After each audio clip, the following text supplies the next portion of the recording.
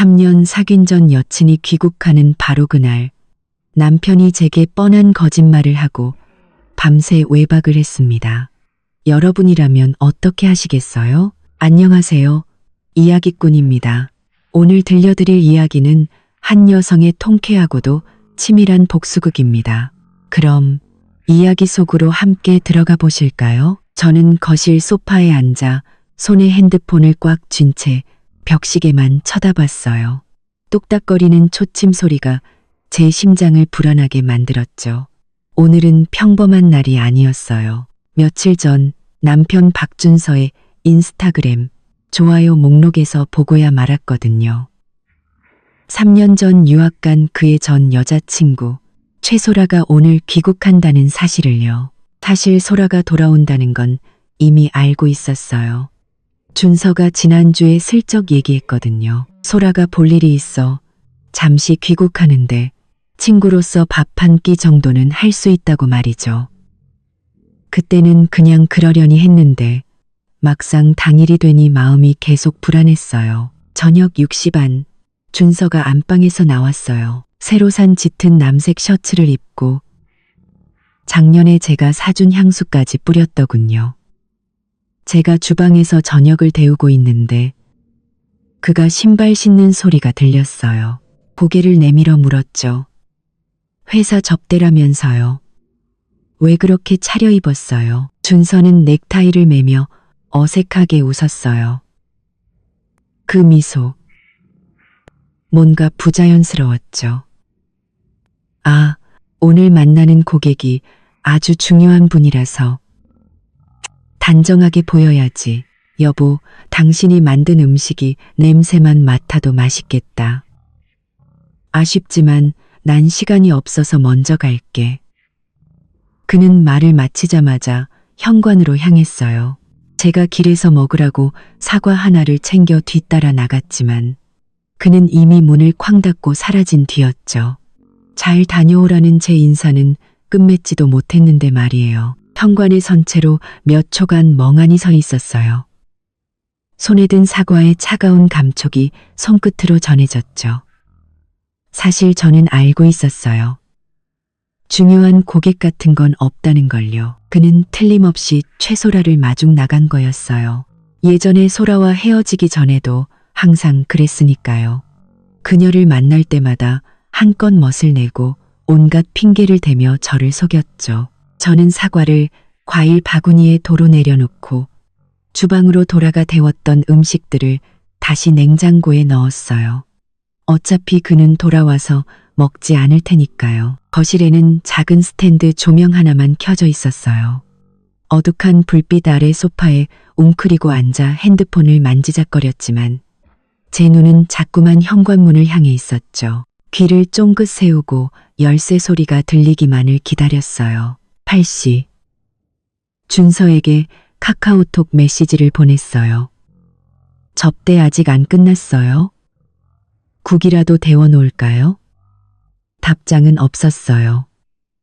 9시 반. 다시 메시지를 보냈죠. 너무 늦었으니 술 많이 마시지 말고 꼭 대리운전 불러서 와요. 안전이 최고니까. 역시 답은 없었어요. 11시. 참지 못하고 전화를 걸었어요. 하지만 수화기 너머에서는 고객님께서 전화를 받을 수 없어 라는 차가운 안내 음성만 흘러나왔죠. 전화를 끈 차. 마음속에 남아있던 작은 희망마저 차갑게 식어갔어요. 12시. 창밖은 가로등 불빛으로 환했고 간간히 차 지나가는 소리가 들렸어요. 베란다로 나가 아래를 내려다봤지만 주차장엔 준서의 차가 보이지 않았어요. 다시 전화를 걸었지만 이번에도 역시 받지 않았죠. 새벽 1시, 2시, 3시 시계의 시침은 쉼없이 돌았고 저는 소파에 앉아 기대감에서 초조함으로 그리고 이제는 무감각으로 변해가는 감정을 느꼈어요. 다가룬 단정을 섬독 감정을 느꼈어요. 핸드폰 화면이 꺼졌다 켜지기를 반복했죠. 준서의 인스타그램을 새로 고침해봤지만 마지막 게시물은 어제 올린 회사 워크숍 사진뿐이었어요. 하지만 저는 알았어요. 그는 분명 최소라와 함께 있을 거라는 걸요.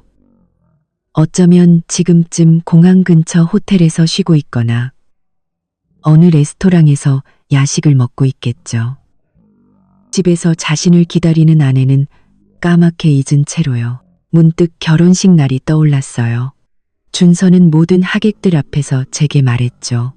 서희야, 평생 너 하나만 사랑할게. 앞으로 무슨 일이 있어도 절대 너 힘들게 하지 않을게. 그때 저는 그 말을 믿었어요.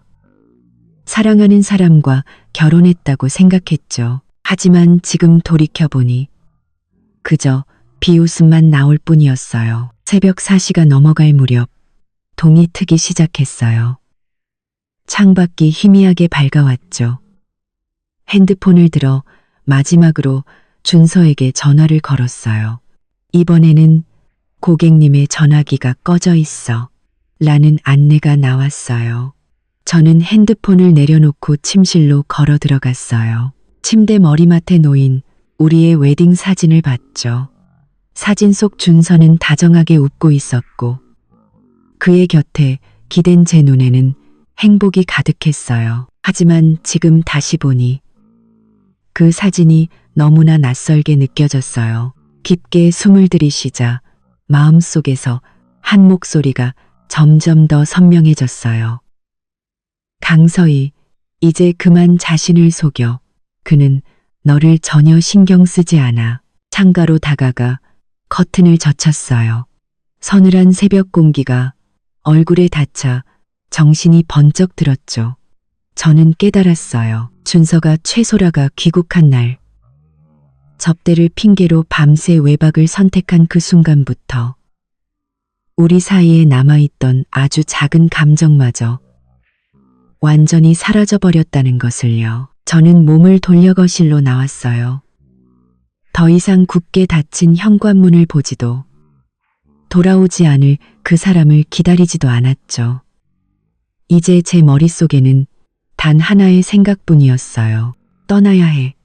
이 집은 더 이상 내가 머무를 가치가 없는 곳이야. 날이 희미하게 밝아올 무렵 복도에서 인기척이 들렸어요. 앞집 김아주머니가 아침장 보러 나가시는 소리였죠. 문이 열리고 닫히는 소리, 아래층 식당에서 튀김 튀기는 소리. 평소에는 익숙했던 이 소리들이 오늘따라 어서 빨리 움직이라고 저를 재촉하는 것만 같았어요. 저는 더 이상 침실의 웨딩 사진도 거실에 있는 준서의 물건들도 쳐다보지 않았어요. 곧장 드레스룸으로 들어가 제 옷장을 열었죠. 먼저 신분증, 가족관계 증명서, 혼인관계 증명서 같은 중요 서류들을 핸드백에 챙겨 넣었어요. 며칠 전부터 따로 모아둬서 찾는 데는 시간이 걸리지 않았죠. 그리고는 평소에 자주 입던 옷 몇 벌을 꺼내 캐리어에 차곡차곡 담았어요. 비싼 옷이나 명품 가방들은 평소에 자주 쓰던 것 두어 걔만 챙기고 나머지는 옷장에 그대로 두었어요. 어차피 다 제 돈으로 산 것들이니 나중에 필요하면 다시 와서 가져가면 되니까요. 지금 가장 중요한 건 이 집을 빨리 떠나는 거였어요. 보석함에는 준서가 준 다이아몬드 반지도 있었고 어머니가 예물로 주신 금팔찌도 있었어요. 저는 금팔찌만 가방에 넣고 다이아 반지는 보석함에 아무렇게나 던져버렸죠. 그가 프러포즈할 때 줬던 물건인데 지금 보니 눈엣가시 같았어요. 그에게 남겨두고 실컷 감상이나 하라고 하죠. 이것저것 챙기니 캐리어가 반쯤 찼어요. 지퍼를 잠그고 침대 가에 앉아 잠시 숨을 골랐죠. 그때 핸드폰이 울렸어요. 친구 지은이었어요. 전화를 받자 그녀의 다급한 목소리가 들려왔어요. 서희야, 어젯밤에 내 얘기 듣고 한숨도 못 잤어. 지금은 어때? 박준서 아직도 안 들어왔어? 저는 자리에서 일어나 창가로 갔어요. 창밖으로 점점 늘어나는 사람들을 보며 차분하게 말했죠. 응, 안 들어왔어. 핸드폰도 꺼놨더라. 방금 짐 다 쌌는데 혹시 괜찮으면 와서 짐 옮기는 것 좀 도와줄 수 있어? 지은이는 망설임 없이 말했어요. 당연하지. 바로 옷 입고 나갈게. 10분이면 너희 아파트 밑에 도착할 거야.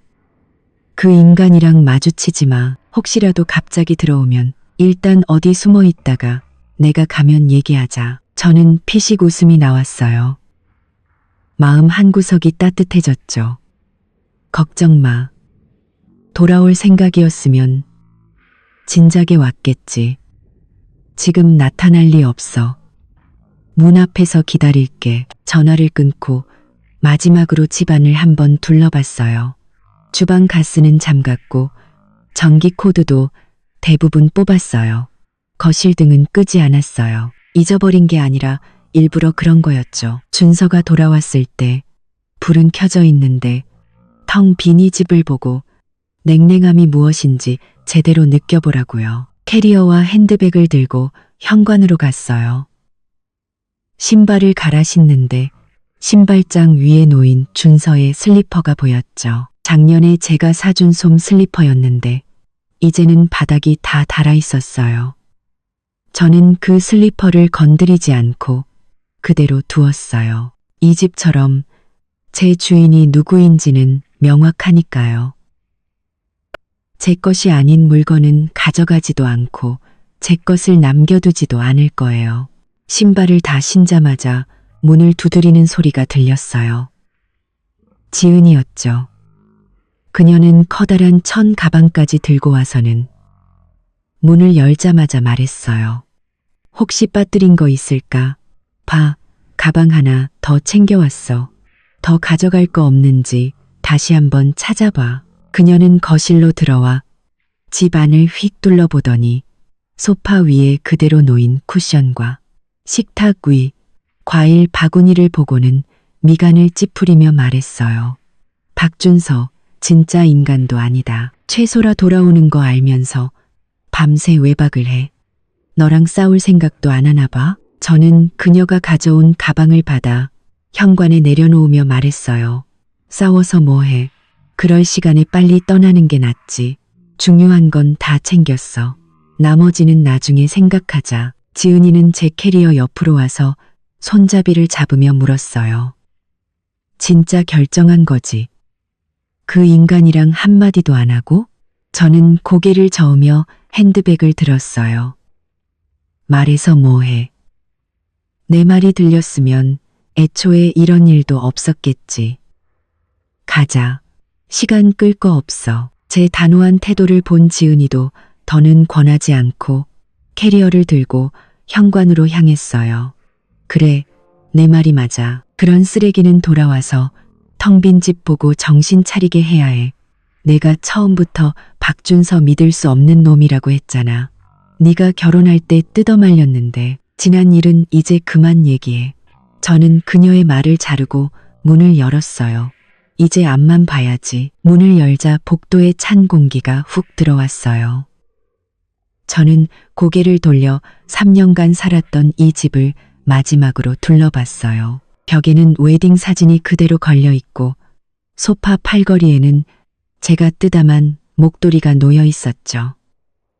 탁자 위에는 어제 마시다 남긴 물컵도 그대로였어요. 하지만 이 모든 건 이제 중요하지 않았어요.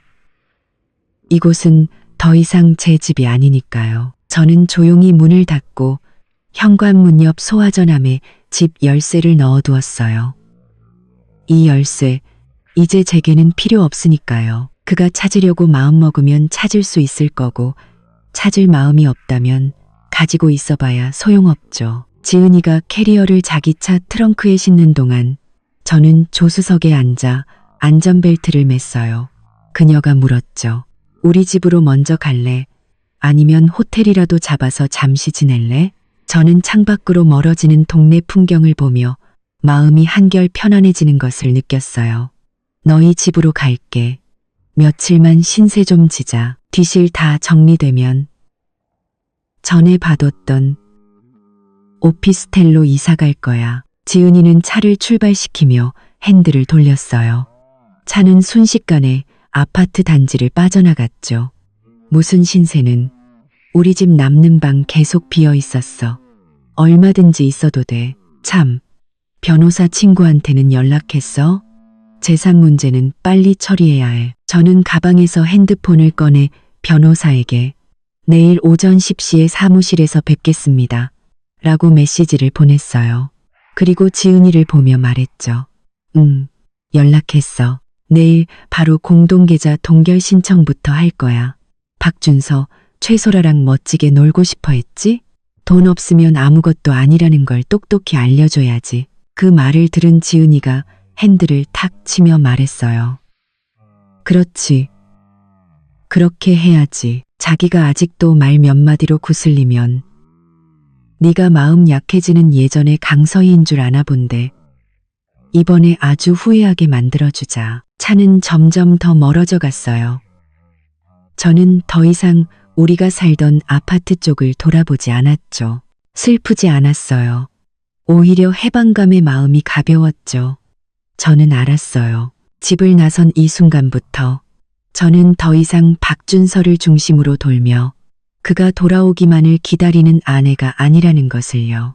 이제부터는 그가 자신의 행동에 대한 대가를 치를 차례였어요. 나중에 지은이네 앞집 이웃에게 들으니 박준서는 그날 오전 11시가 넘어서야 집에 돌아왔다고 해요. 그때 저는 지은이네 거실에서 따뜻한 죽을 먹으며 변호사와의 상담 내용을 정리하고 있었죠. 그는 아마 최소라와 막 헤어진 참이라 얼굴에 희미한 미소까지 띠고 있었을 거예요. 집이 완전히 다른 모습으로 변해 있으리라고는 상상도 못한 채로요. 듣자 하니 그는 열쇠로 문을 열면서 콧노래까지 불렀다고 해요. 최소라가 가장 좋아하던 그 노래.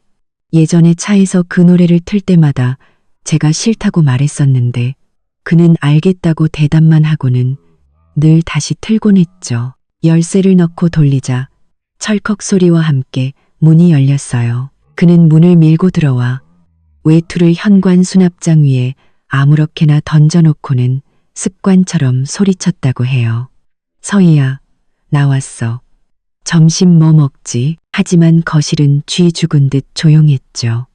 아무 대답도 없었어요. 그는 아마 제가 아직도 삐져 있다고 생각했나 봐요. 웃으며 고개를 젓고는 신발을 벗고 거실로 들어섰죠. 소파를 훑어봤지만 아무도 없었고 주방 쪽을 들여다봐도 마찬가지였어요. 주방 문은 열려 있었지만 안은 깨끗했고 냉장고 문도 굳게 닫혀 있었죠. 제가 집을 나설 때와 똑같이요. 어제 제가 마시다 남긴 물컵까지 탁자 위에 그대로 놓여 있었어요. 그제야 그는 뭔가 이상하다는 걸 느꼈지만 여전히 제가 집을 나갔을 거라고는 생각하지 못했어요. 침실로 향하며 소리쳤죠. 강서희, 그만 숨어. 화난 거 알아. 어젯밤에 안 들어온 것 때문이지. 진짜 고객이랑 있었다니까. 핸드폰은 배터리가 없어서 꺼졌고 사소한 걸로 사람 피곤하게 하지 마. 그는 침실 문을 열고 가장 먼저 침대 머리맡에 웨딩 사진을 봤을 거예요. 사진 속에 저는 여전히 웃고 있었지만 침대는 주름 하나 없이 반듯하게 정돈되어 있었죠. 제가 일부러 이불을 각 잡아서 개어놓고 나왔거든요. 그에게 보여주고 싶었어요. 제가 충동적으로 나간 게 아니라 제대로 정리하고 떠났다는 것을요. 그는 침대 시트를 만져봤을 거예요. 차가운 감촉에 그제야 미간을 찌푸리고는 드레스룸으로 향했죠. 문을 열었을 때 그는 분명할 말을 잃었을 거예요. 드레스룸에는 그의 옷은 가득 걸려 있었어요. 왼쪽 줄에는 그의 정장과 셔츠들이, 심지어 지난주에 산 회색 트렌치 코트까지 그대로 있었죠. 하지만 오른쪽에 있던 제 공간은 텅 빈 옷걸이들만 덩그러니 남아 있었어요. 그곳에 걸려있던 제 원피스와 외투들은 온데간데 없었죠. 제가 자주 쓰던 베이지색 옷걸이 하나까지도요. 그제야 그는 당황해서 화장대로 달려갔어요. 서랍을 열자 화장품이 절반 이상 사라져 있었죠. 제가 매일 쓰던 스킨케어 제품들은 보이지 않고 거의 쓰지 않던 샘플 몇 개만 남아 있었어요. 보석함은 열려 있었고 다이아 반지는 있었지만 어머니가 주신 금팔찌는 사라지고 없었죠. 그는 서랍을 뒤지고 침대 머리맡 서랍장까지 열어봤어요. 그 안에 있던 제 신분증과 가족관계 증명서도 없었죠. 오직 그의 의료보험증과 신용카드만 남아 있었어요. 강서희. 이번에 그가 제 이름을 부르는 목소리는 완전히 달라져 있었어요. 이전의 무심한 말투가 아닌 초조함과 불신이 섞인 목소리였죠. 그는 침실에서 거실로, 거실에서 베란다로 뛰어다녔어요.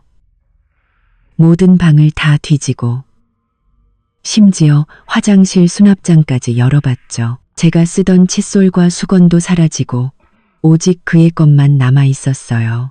그 순간 그는 제가 삐져서 숨은 게 아니라 정말로 떠났다는 것을 깨달았을 거예요. 그는 거실 한가운데 서서 집안의 가구들과 벽에 걸린 웨딩 사진, 그리고 제가 마시다 남긴 물컵을 멍하니 쳐다봤어요. 그러다 갑자기 아침에 집을 나설 때에 의기양양함은 온데간데 없이 허둥지둥 핸드폰을 꺼냈죠. 어젯밤에 꺼둔 핸드폰을 최소라와 있느라 켜는 걸 잊었던 모양이에요. 떨리는 손으로 겨우 핸드폰을 켜고 가장 먼저 제게 전화를 걸었겠죠. 하지만 수화기에서는 고객님께서 전화를 받을 수 없어라는 안내 음성만 나왔을 거예요. 그는 끊고 다시 걸었지만 결과는 마찬가지였죠. 그는 다음으로 지은이에게 전화를 걸었어요. 하지만 지은이는 이미 그의 번호를 차단해 놓았죠. 고객님께서 통화 중이오니 라는 안내만 들렸을 겁니다. 그는 초조하게 거실을 맴돌다가 무언가 생각난 듯 주소록을 뒤져 저희 엄마에게 전화하려 했을 거예요. 하지만 화면을 몇 번 두드리다 이내 핸드폰을 내려놓았겠죠. 그 역시 알았을 거예요. 이 일이 엄마 귀에 들어가면 엄마가 당장 쫓아와서 자기를 가만두지 않으리라는 것을요. 그는 현관으로 걸어갔어요. 신발장에서 제 슬리퍼가 사라진 것을 봤겠죠. 바닥이 달아빠진 그의 슬리퍼만 덩그러니 놓여 있었을 겁니다. 그때 그는 현관문 옆 소화전함이 열려 있고 그 안에 열쇠 하나가 놓여 있는 것을 발견했을 거예요. 그건 제가 남겨둔 집 열쇠였죠. 가져가지도 숨겨두지도 않았어요. 그 열쇠를 보고 똑똑히 깨달으라고요.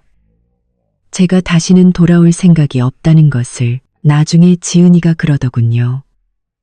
오후에 우리 집 근처를 지나가는데 박준서가 아파트 아래에서 그 열쇠를 손에 쥔 채 서성이고 있었다고요. 근처를 박준서가 아파트 아래에서 그 열쇠를 손에 쥔 채 서성이고 얼굴은 잔뜩 굳어 있었고 마치 길 잃은 파리처럼 안절부절 못하며 연신 전화를 걸고 제자리를 맴돌았다고 해요. 아침에 집을 나설 때 그 의기양양하던 모습과는 완전히 다른 사람이었다고 말이죠. 지은이네 집 객실은 아주 깨끗하게 정돈되어 있었어요. 그녀는 제 캐리어를 벽 한쪽에 놓아주고 옷장에서 새 이불을 꺼내 침대에 깔아주었죠. 이불을 펴면서 그녀가 말했어요. 이거 작년에 새로 산 건데 아직 한 번도 안 쓴 거야. 일단 여기서 지내. 주말에 같이 가구점 가서 내 새 오피스텔에 놓을 가구 좀 보자. 저는 침대가에 앉아 그녀가 건넨 따뜻한 물을 마셨어요. 따뜻한 기운이 목을 타고 내려가자 짐을 옮기느라 쌓였던 피로가 조금 풀렸죠. 그렇게까지 안 해도 돼. 그 오피스텔 풀옵션이라 바로 살아도 괜찮아. 생활용품 몇 가지만 사면 돼. 지은이는 바닥에 앉아 제 캐리어를 정리하다 말고 저를 쳐다보며 말했어요. 무슨 소리야. 이제 새 출발하는 건데 뭐든 편하고 좋은 걸로 해야지. 박준서랑 3년 동안 살면서 아끼고 살았잖아. 이제는 너 자신한테 좀 투자해야지. 그녀는 잠시 말을 멈췄다가 다시 물었어요. 아, 맞다. 아까 우리 아파트 단지 지나가는데 박준서가 밑에서 서성이고 있더라. 얼굴이 완전 똥 씹은 표정이었어. 마치 누가 돈이라도 떼먹은 것처럼. 너 걔랑 마주치진 않았지? 저는 침대에 기댄 채 창밖에 있는 지은이의 화분을 봤어요. 푸른 잎사귀가 마음을 편안하게 해주었죠. 못 봤어. 변호사 사무실에서 나오자마자 바로 너희 집으로 왔는걸. 걔가 그러고 있는 건 다 자업자득이지. 누굴 탓하겠어. 지은이는 자리에서 일어나 제 옆 의자에 앉았어요. 주머니에서 핸드폰을 꺼내 메모장을 켜며 말했죠. 오는 길에 생각 좀 해봤는데 몇 가지 정리해 줄게. 첫째, 부부 공동계좌 변호사한테 빨리 동결시켜달라고 해. 그 인간이 정신 차리고 돈 빼돌리기 전에. 둘째, 박준서 외도 증거 확실하게 챙겨도 이혼할 때 위자료 더 받을 수 있을 거야. 셋째, 걔 회사에서 뭔가 캥기는 거 있으면 그것도 좀 알아봐. 나중에 그걸로 압박할 수 있으니까. 저는 핸드백에서 검은색 서류 봉투를 꺼내 침대 위에 올려놓고 지은이 쪽으로 밀었어요. 이거 이미 다 준비해놨어. 한번 봐봐. 지은이는 잠시 놀란 표정을 짓더니 서류 봉투를 열었어요. 가장 먼저 나온 건 사진 몇 장이었죠. 첫 번째 사진은 바로 지난주에 박준서가 공항에서 최소라를 마중 나갔을 때 찍힌 사진이었어요. 사진 속에서 그는 소라의 캐리어를 끌어주고 있었고 둘은 아주 가깝게 붙어 있었죠. 소라는 심지어 그의 팔짱까지 끼고 의기양양하게 웃고 있었어요. 그 뒤로는 둘이 레스토랑에서 식사하는 사진들이었죠. 준서가 소라에게 음식을 집어주는 모습, 그 눈빛의 다정함은 제가 3년간의 결혼 생활 동안 단 한 번도 본 적 없는 것이었어요. 이거 어디서 났어? 지은이는 사진을 든 채 목소리를 높였어요. 너 박준서가 최소라랑 계속 연락하는 거 이미 알고 있었구나? 저는 고개를 끄덕이고 서류 봉투에서 카카오톡 대화 캡처본 몇 장을 더 꺼내 그녀에게 건넸어요. 지난달에 우연히 봤어. 걔 핸드폰에서 소라랑 나눈 대화. 소라가 귀국하면 명품 가방 사주고 좋은 오피스텔도 얻어주겠다고 하더라. 그때 싸우는 대신 조용히 대화 내용을 캡처해뒀어. 그리고 친구한테 부탁해서 공항이랑 레스토랑에서 찍은 사진들을 확보했지. 지은이는 캡처본을 넘겨보며 손을 부들부들 떨었어요. 이런 쓰레기 자식. 이미 다 계획하고 있었잖아. 너한테는 그냥 친구 사이라고 하더니 이건 완전 대놓고 바람 피운 거네. 그녀는 서류 봉투에서 호텔 예약 확인서 한 장을 더 찾아냈어요. 예약자 이름은 박준서, 체크인 날짜는 최소라가 귀국한 바로 그날이었죠. 장소는 공항 근처의 5성급 호텔이었어요.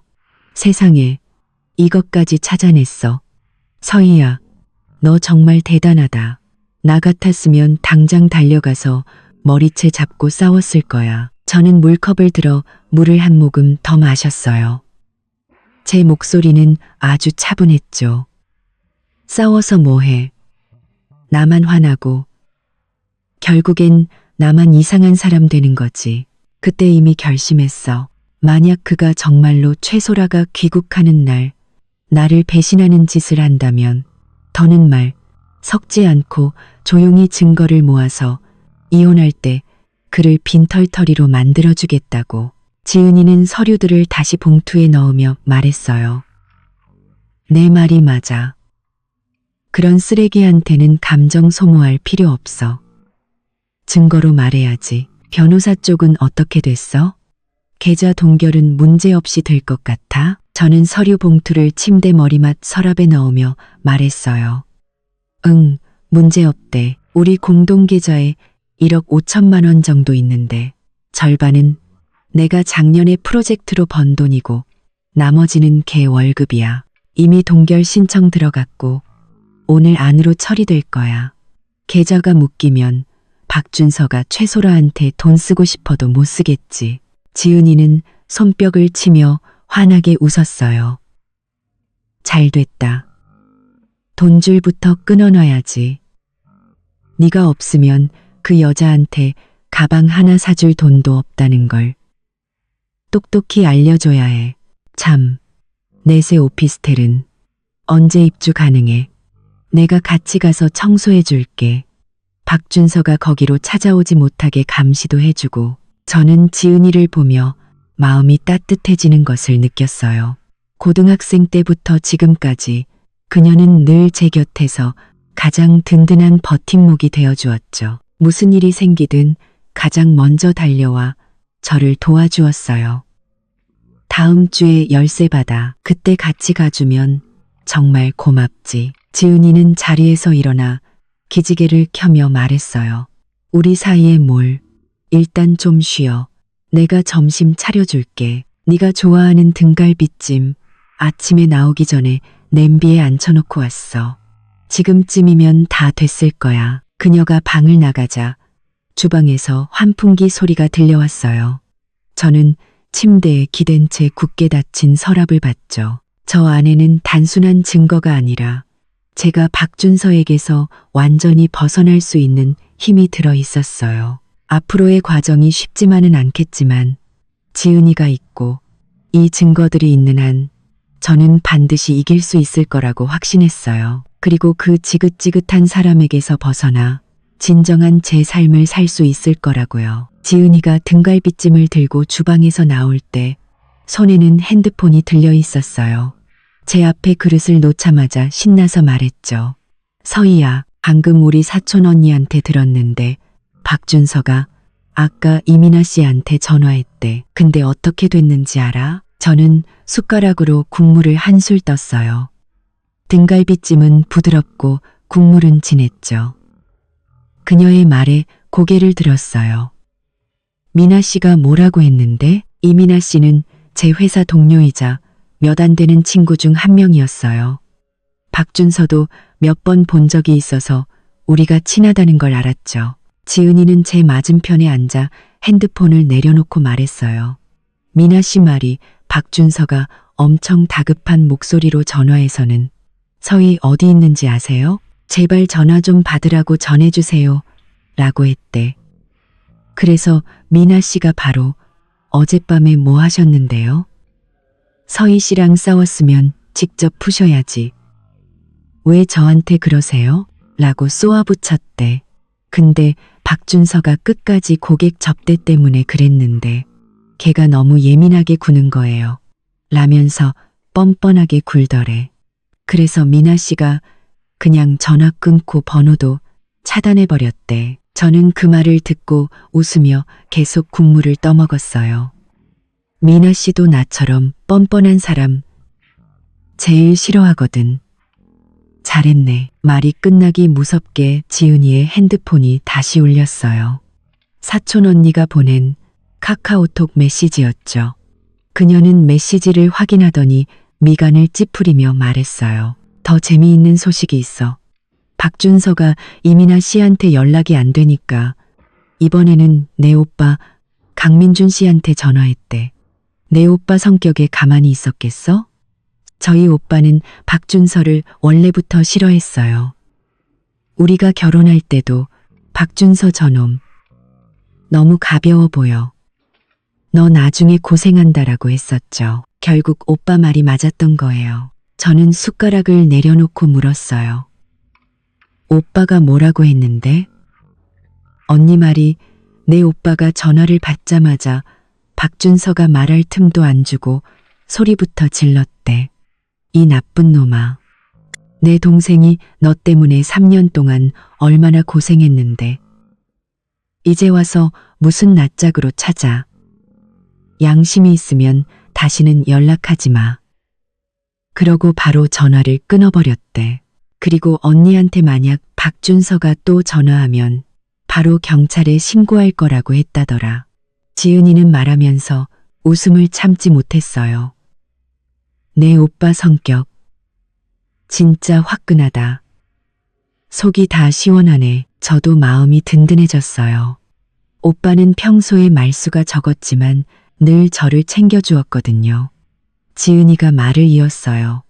그뿐만이 아니야. 박준서 아까 내 회사에도 찾아갔었대. 근데 안내데스크에서 네가 지난주에 이미 휴가 내서 이번 주까지 출근 안 한다고 하니까 회사 로비에서 한참 서성이다가 사무실까지 들어가려고 했나 봐. 결국 보안 요원한테 제지당하고 쫓겨났대. 저는 그릇을 들고 남은 국물을 마셨어요.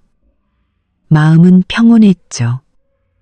저는 지난주에 미리 휴가를 내놨었어요. 하나는 이 기간 동안 박준서와의 일을 정리하기 위해서였고, 또 하나는 그가 회사로 찾아와 소란을 피울까봐 걱정됐기 때문이었죠. 지금 보니 정말 잘한 결정이었어요. 오후에 저는 객실 침대에 누워 서류를 보고 있었어요.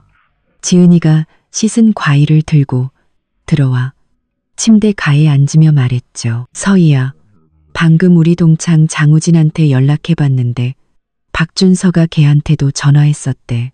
너랑 연락된 적 있냐고 물어봤다더라. 우진이가 없다고 하니까 박준서가 포기하지 않고 네가 자주 가는 곳이라도 아냐고 물었대. 그래서 우진이가 나 서희랑 연락 안 한 지 오래됐어.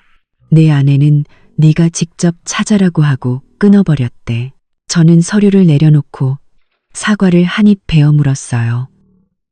이제 사람을 못 찾으니까 아무데나 찔러보는구나. 예전에는 내가 어디 가는지 말해줘도 관심도 없더니 이제 와서 나를 찾아? 늦었지. 지은이는 한숨을 쉬었어요. 걔가 널 찾고 싶겠어? 네가 진짜로 떠나버려서 밥 해줄 사람, 집안일 해줄 사람, 공짜 가정부가 없어져서 불안한 거지. 너한테 전화할 때 자기가 뭘 잘못했는지 한마디라도 하디? 안 했잖아.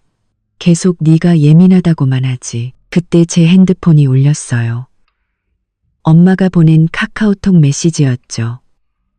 요즘 바쁘냐고 집에 와서 밥 한 끼 먹고 가라는 내용이었어요. 저는 요즘 좀 바빠서요. 일 끝나면 바로 갈게요. 라고 답장했어요. 박준서에 대한 얘기는 꺼내지 않았죠. 엄마를 걱정시키고 싶지 않았어요. 이혼 문제가 정리되면 그때 천천히 말씀드리려고요. 1시간쯤 지났을까 지은이가 밖에서 돌아와 문을 열자마자 말했어요. 서희야, 방금 밑에 슈퍼 다녀오는데 박준서 차가 우리 아파트 단지 입구에 서 있더라. 뭘 찾는 것처럼 두리번거리길래 무서워서 일부러 다른 길로 돌아서 왔어. 저는 잠시 놀랐어요. 어떻게 여기까지 찾아왔지? 하지만 이내 마음을 가라앉혔죠. 아마 내가 너희 집에 있을 거라고 짐작했나 보네. 그래도 못 들어올 거야. 너희 아파트 보안 철저하잖아. 출입카드 없이는 못 들어와. 지은이도 고개를 끄덕였어요. 그렇긴 하지. 우리 아파트는 카드 찍어야 들어올 수 있고 방문객은 무조건 신원 확인해야 하니까. 만약 나 찾아왔다고 하면 내가 모르는 사람이라고 해버리면 그만이지. 그녀는 잠시 말을 멈추더니 덧붙였어요. 근데 진짜 초조해 보이긴 하더라. 단지 입구에서 왔다 갔다 하면서 계속 핸드폰만 쳐다보고 아마 너한테 계속 전화하고 메시지 보내고 있나 봐. 물론 연락은 안 되겠지만 저는 핸드폰을 들어 카카오톡을 확인했어요. 역시나 박준서가 보낸 메시지 옆에는 빨간색 느낌표가 떠 있었죠. 제가 어제 이미 그의 번호를 차단했으니까요. 그가 지금 보내는 메시지는 수신 거부로만 표시될 거예요. 통화 기록에도 오늘 그가 건 수십 통의 부재중 전화가 찍혀 있었지만 저는 단 한 통도 받지 않았어요. 박준서가 지금 얼마나 초조할지 알 것 같았어요. 하지만 그가 초조해하는 이유는 저를 잃어서가 아니었어요. 제가 제공하던 안정적인 삶, 밥을 해주고 집을 치워주고 필요할 때 체면을 세워주던 아내를 잃었기 때문이었죠. 그가 신경 쓰지 않아도 알아서 집안을 완벽하게 관리해주던 사람을 잃었기 때문이었어요. 저녁에는 오빠에게서 전화가 왔어요. 박준서가 오후에 또 전화를 걸었다고요. 이번에는 목소리가 좀 부드러워졌다고 해요. 제가 잘못했어요. 서희랑 진지하게 얘기하고 싶어요. 라고 했대요. 오빠는 단호하게 말했죠. 네가 뭘 잘못했어. 사람 잘못 본 내 동생이 잘못이지. 이제 정신 차렸으니까 더는 귀찮게 하지 마. 그러고는 또 전화를 끊어버렸대요. 저는 오빠의 말을 들으며 마음이 차분해지는 것을 느꼈어요. 박준서는 이제야 제가 정말로 떠날 거라는 걸 깨닫고 잘못했다고 말하기 시작했죠. 하지만 그 세 글자는 너무 늦었고 너무 가벼웠어요. 저는 더 이상 그의 잘못했다는 말 한마디에 마음이 약해지는 강서희가 아니었으니까요. 지금 제가 원하는 건 오직 그와 빨리 관계를 정리하고 새로운 삶을 시작하는 것뿐이었어요. 박준서는 여전히 저를 찾아 헤매고 사방에서 문전박대를 당하고 있었죠. 그는 아마 아직도 깨닫지 못했을 거예요. 한번 잃어버린 것은 다시는 되찾을 수 없다는 것을요. 오후 3시쯤 제 핸드폰이 울렸어요. 변호사였죠. 전화를 받자 변호사의 또렷한 목소리가 들려왔어요. 강서희 씨, 좋은 소식입니다. 부부 공동명의 계좌 동결 처리가 완료되었습니다. 지금부터 해당 계좌의 돈은 현금 인출이든 계좌 이체든 강서희 씨와 박준서 씨 두 분의 동의 없이는 절대 사용할 수 없습니다. 박준서 씨 혼자서는 절대 돈을 움직일 수 없게 된 거죠. 저는 그때 지은이네 집 베란다에서 따뜻한 차를 마시며 햇볕을 쬐고 있었어요. 그 말을 듣자 마음이 놓였죠. 저는 차분하게 말했어요. 감사합니다. 변호사님, 앞으로도 변동사항이 있으면 바로 연락 부탁드립니다. 변호사는 덧붙여 말했어요. 네, 그리고 은행 측에도 동결 통보를 보냈습니다. 은행에서도 박준서 씨에게 계좌 상태에 대해 고지할 예정이니 혹시라도 몰래 돈을 빼돌릴 생각은 절대 못할 겁니다. 안심하십시오. 전화를 끊고 핸드폰을 탁자에 내려놓자 마침 망고를 썰어온 지은이가 제 미소를 보고 물었어요. 변호사님한테 좋은 소식 들었나 보네. 계좌 동결됐대. 저는 망고 한 조각을 입에 넣었어요. 달콤한 과즙이 입안에 퍼졌죠. 고개를 끄덕이며 말했어요. 이제 그 계좌에 있는 돈 움직이려면 내 동의가 꼭 필요하대. 지은이는 손뼉을 치며 활짝 웃었어요. 잘됐다. 이제 박준서가 최소라한테 뭐 사주려면 자기 비상금 써야겠네. 그 쥐꼬리만 한 비상금이 얼마나 갈지 어디 한번 보자고. 한편 바로 그 시각 박준서는 최소라를 데리고 강남의 한 고급 레스토랑에서 식사 중이었어요. 아침에 저를 찾지 못해 불안했지만 최소라를 만나자 그 불안감은 까맣게 잊어버렸죠. 그는 생각했어요. 제가 집을 나갔어도 멀리 가지 못했을 거라고요. 화가 풀리면 말 몇 마디로 잘 구슬리면 금방 다시 돌아올 거라고 믿었죠. 그래서 그는 평소에는 비싸서 엄두도 못 내던 이 레스토랑에 최소라를 데려왔어요. 그녀를 기쁘게 해주고 자신의 능력을 과시하고 싶었거든요. 레스토랑은 조명이 은은했고 부드러운 음악이 흐르고 있었어요. 최소라는 메뉴판을 보며 가격을 힐끗거리며 미소를 지었죠. 준서 씨, 여기 웰링턴 스테이크가 그렇게 맛있다던데 나 이걸로 할래요. 박준서는 의자에 기대 앉아 핸드폰을 만지작거리며 의기양양하게 말했어요. 그럼 먹고 싶은 거 다 시켜. 나한테는 윤리하지 말고 그는 속으로 이따가 부부 공동계좌 카드로 결제해서 최소라에게 자신의 씀씀이를 보여줘야겠다고 생각했죠. 아침에 은행에서 온 문자 메시지는 까맣게 잊은 채로요. 그저 최소라와 대화하느라 제대로 확인하지 않았던 거죠. 최소라는 푸아그라와 캐비어 그리고 와인 한 병까지 주문했어요. 박준서는 내내 웃으며 고개를 끄덕였죠. 돈 걱정은 전혀 하지 않았어요. 어차피 계좌에 있는 1억 5천만 원 중 절반 이상은 자기 돈이라고 생각했으니까요. 그중 일부를 최소라에게 쓰는 건 아무것도 아니라고 여겼죠. 음식을 기다리는 동안 최소라는 박준서의 팔짱을 끼고 애교를 부렸어요. 준서 씨, 어제 귀국할 때 옷을 별로 못 챙겨와서요. 이따가 오후에 같이 쇼핑 가주면 안 돼요? 에르메스 가방 봐둔 게 있는데 준서 씨랑 같이 사고 싶어서 기다렸단 말이에요. 박준서는 그녀의 손을 토닥이며 자신만만하게 말했어요. 당연하지. 밥 먹고 바로 가자. 네가 원하는 건 뭐든지 다 사줄게. 그는 자신이 돈도 있고 시간도 있으니 최소라를 기쁘게 하는 건 식은 죽 먹기라고 생각했어요. 곧 닥쳐올 재앙은 꿈에도 모른 채로요. 식사가 끝나고 직원이 계산서를 가져왔어요. 손님, 총 68만 원입니다. 카드로 하시겠어요? 아니면 현금으로 하시겠어요? 카드로 하시겠어요? 박준서는 지갑에서 부부 공동계좌 은행카드를 꺼내 직원에게 건넸어요. 카드로 해주세요. 직원은 카드를 받아 계산대로 갔지만 잠시 후 카드와 단말기를 들고 곤란한 표정으로 돌아왔어요. 손님, 죄송하지만 이 카드는 사용이 불가능합니다. 계좌가 동결되었다는 안내가 뜹니다. 다른 카드로 결제해 주시겠어요? 박준서의 얼굴에서 미소가 싹 사라졌어요. 그는 미간을 찌푸리며 카드를 받아들고 믿을 수 없다는 듯 말했죠. 동결이라고요? 그럴 리가 없는데 오늘 아침에도 이 카드로 현금 뽑았어요.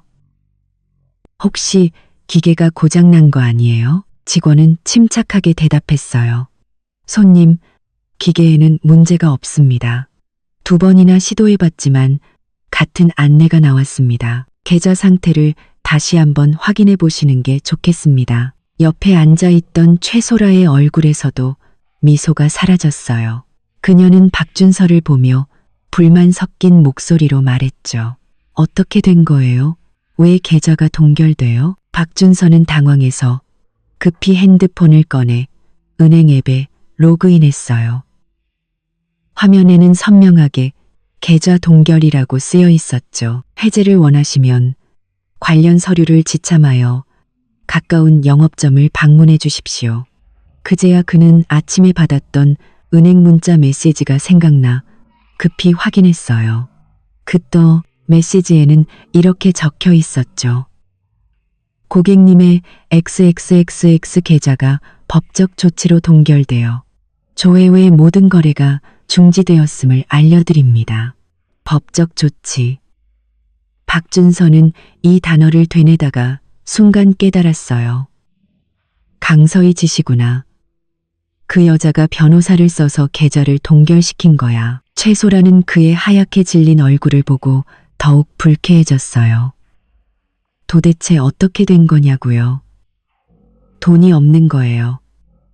아니면 애초에 나한테 가방 사줄 생각이 없었던 거예요? 박준서는 급히 핸드폰을 주머니에 넣고 직원에게 말했어요. 그럼 휴대폰 결제로 할게요. 그는 카카오페이를 켰지만 잔액 부족이라는 알림만 떴죠. 평소 월급을 모두 공동계좌에 넣어뒀기 때문에 그의 비상금은 몇십만 원에 불과했어요. 방금 먹은 음식값으로는 턱없이 부족했죠. 그는 급히 다른 결제 앱을 켰지만 잔액은 역시나 몇만 원뿐이었어요. 그의 얼굴은 목덜미부터 귀까지 새빨갛게 달아올랐어요. 창피해서 쥐구멍에라도 숨고 싶었죠. 직원은 옆에서 기다리고 있었고 최소라의 표정은 점점 더 굳어갔어요. 박준서는 어쩔 수 없이 뻔뻔하게 말했어요. 저 오늘 돈을 충분히 못 챙겨와서 그러는데 혹시 외상으로 해주시면 안 될까요? 다음에 와서 꼭 갚겠습니다. 직원의 얼굴에서 미소가 사라졌어요. 손님, 저희는 외상 거래는 하지 않습니다. 혹시 돈이 부족하시면 지인에게 이체 받으시는 건 어떠십니까? 박준서는 하는 수 없이 핸드폰 주소록을 뒤져 친구들에게 돈을 빌리려 했어요. 하지만 평소에 형, 동생 하던 동료들은 돈 얘기를 꺼내자마자 메시지를 읽지 않거나 자기도 돈이 없다고 둘러댔죠. 70만 원에 가까운 돈을 바로 빌려줄 사람은 아무도 없었어요. 참다 못한 최소라가 자리에서 벌떡 일어났어요. 됐어요. 제가 낼게요. 정말 창피해서 못 봐주겠네. 그녀는 자신의 카드로 결제하고는 가방을 챙겨 뒤도 돌아보지 않고 레스토랑을 나가버렸어요. 박준서는 급히 그녀를 뒤따라가며 변명했어요. 소라야, 돈이 없는 게 아니라 강서희가 계좌를 동결시켜서 그래. 계좌만 풀리면 바로 가방 사줄게. 최소라는 뒤를 돌아 그를 쏘아보며 멸시 가득한 목소리로 말했어요. 자기 계좌 하나 제대로 관리 못하면서 무슨 소리예요? 그냥 당신이 무능한 거겠죠. 그녀는 말을 마치자마자 빠른 걸음으로 사라져 택시를 타고 떠나버렸어요. 레스토랑 앞에 홀로 남겨진 박준서는 최소라가 탄 택시가 멀어지는 것을 멍하니 바라보다가 손에 쥔 쓸모 없어진 카드를 내려다봤어요. 분노와 불안감이 동시에 밀려왔죠. 그는 그제야 깨달았어요. 강서희가 이번에는 정말 진심이라는 것을요. 단순히 집을 나간 게 아니라 그의 돈줄까지 끊어버렸다는 것을요. 이제 그는 어떻게 해야 할까요? 한편 바로 그 시각 저는 은행에서 보낸 계좌 동결 완료 문자 메시지를 받고 있었어요. 저는 메시지를 보며 입가에 미소를 지었죠. 박준서, 이건 시작에 불과해. 앞으로 더 힘든 일이 기다리고 있을 거야. And for. 저와 지은이는 거실 탁자에 앉아 새 오피스텔 인테리어 도면을 보고 있었어요. 그녀는 펜으로 도면 위에 동그라미를 그리며 어느 구석에 책장을 놓을지, 어디에 소파를 둬야 편할지 얘기하고 있었죠. 제가 웃으며 고개를 끄덕이는데 갑자기 핸드폰이 울렸어요. 화면에는 어머님 세 글자가 떠 있었죠. 저는 미간을 찌푸렸어요. 결혼 후 시어머니인 박 여사는 제게 먼저 전화를 건 적이 거의 없었어요. 전화를 할 때면 항상 아이는 언제 가질 거냐, 준서는 잘 챙기고 있냐는 잔소리뿐이었죠. 이 시간에 전화한 걸 보니 틀림없이 박준서의 계좌 동결 문제 때문일 거예요. 지은이가 다가와 핸드폰 화면을 보더니 입을 삐죽 내밀었어요. 웬일로 전화하셨대? 뻔하지 뭐. 박준서가 일러 바쳤겠지. 봐주지 말고 할 말 다해. 저는 심호흡을 하고 전화를 받았어요. 제가 말을 꺼내기도 전에 박 여사의 고함이 수화기를 뚫고 터져나왔죠. 강서희, 너 미쳤니? 멀쩡한 집 놔두고 왜 계좌를 동결시켜? 준서한테 들으니까 너 집도 나갔다며. 지금 뭐 하자는 거야? 이혼이라도 하겠다는 거니? 저는 핸드폰을 귀에서 조금 떼고 그녀의 고함이 잦아들기를 기다렸다가 차분하게 말했어요. 어머님, 일단 진정하시고 말씀하세요. 제가 아무 이유 없이 계좌를 동결했겠어요? 이유는 무슨 이유? 준서가 어젯밤에 집에 안 들어온 것 때문 아니냐? 박 여사는 목소리를 더욱 높였어요. 아들을 감싸는 기색이 역력했죠. 남자가 밖에서 일하다 보면 늦을 수도 있지. 그걸 가지고 뭘 그렇게 유난을 떨어? 집 나가고 계좌까지 동결시키고 너 이 집안 풍비박산 낼 작정이야? 저는 소파에 기대 앉아 손가락으로 탁자를 톡톡 두드리며 냉소적으로 말했어요. 접대요? 어머님, 준서 씨가 어젯밤에 누굴 접대했는지 아세요? 3년 전에 유학 갔다 막 돌아온 전 여자친구 최소라요. 어머님 아들은 접대를 핑계로 다른 여자랑 밤을 새우고 핸드폰까지 꺼놨어요. 아내인 저는 아무것도 물어보면 안 되는 건가요? 박 여사는 순간 할 말을 잃은 듯 했어요. 제가 모든 걸 알고 있을 줄은 몰랐겠죠. 잠시 후 그녀는 뻔뻔하게 말을 바꿨어요. 말도 안 되는 소리 하지 마라. 소라는 그냥 준서 친구야. 친구 마중 나간 게 뭐 어때서. 오랜만에 만난 친구랑 밤새 얘기 좀 할 수도 있지. 네가 뭘 그렇게 속이 좁아서 별것도 아닌 일로 질투를 하고 그래. 그냥 친구가 밤새 외박을 하나요? 그냥 친구 만나는데 새 셔츠에 향수까지 뿌리고 나가나요? 제 목소리도 조금 높아졌어요. 어머님도 여자시잖아요. 아버님이 만약 다른 여자랑 밤새 같이 있었다면 어머님도 그냥 친구 사이라고 생각하실 수 있으세요? 그리고 준서 씨랑 최소라가 정말 그냥 친구 사이인지는 어머님 아들한테 직접 물어보세요. 저한테는 두 사람의 카톡 대화 내용이랑 지난주에 같이 레스토랑이랑 공항에 갔던 사진까지 다 있어요. 보내드릴까요? 전화기 넘어가 순간 조용해졌어요. 한참이 지나서야 박 여사는 조금 누그러진 목소리로 하지만 여전히 불만 가득한 말투로 말했죠. 그래, 둘이 좀 가깝게 지냈다고 치자. 그건 준서가 잘못한 거지. 할 말이 있으면 걔한테 해야지. 왜 계좌를 동결시켜. 그 돈에는 준서 돈도 절반이나 있는데 네가 무슨 자격으로 혼자 결정해. 제 돈이 절반 들어있으니까요. 제가 그의 법적 아내니까요. 그리고 그가 혼인 중에 외도를 저질렀으니까요. 저는 단호하게 말했어요. 계좌 동결 풀고 싶으시면 준서 씨더러 저랑 이혼 서류에 도장 찍으라고 하세요. 합의 이혼하면 그 사람 몫의 돈은 한 푼도 안 떼고 다 줄게요. 하지만 합의를 못하면 이 계좌는 계속 묶여 있을 거예요. 아무도 못 써요. 박 여사는 다시 흥분해서 소리쳤어요. 강서희, 너 너무하는 거 아니니? 이혼이 무슨 애들 장난인 줄 알아? 이 소문 퍼지면 우리 집안 체면이 뭐가 되겠어. 그리고 너 이혼하고 그 많은 돈 혼자 갖고 있으면 뭐 할 건데. 그냥 어서 집에 들어와서 준서랑 잘 살아. 내가 걔더러 너한테 사과하라고 할게. 응? 사과요? 저는 헛웃음이 나왔어요.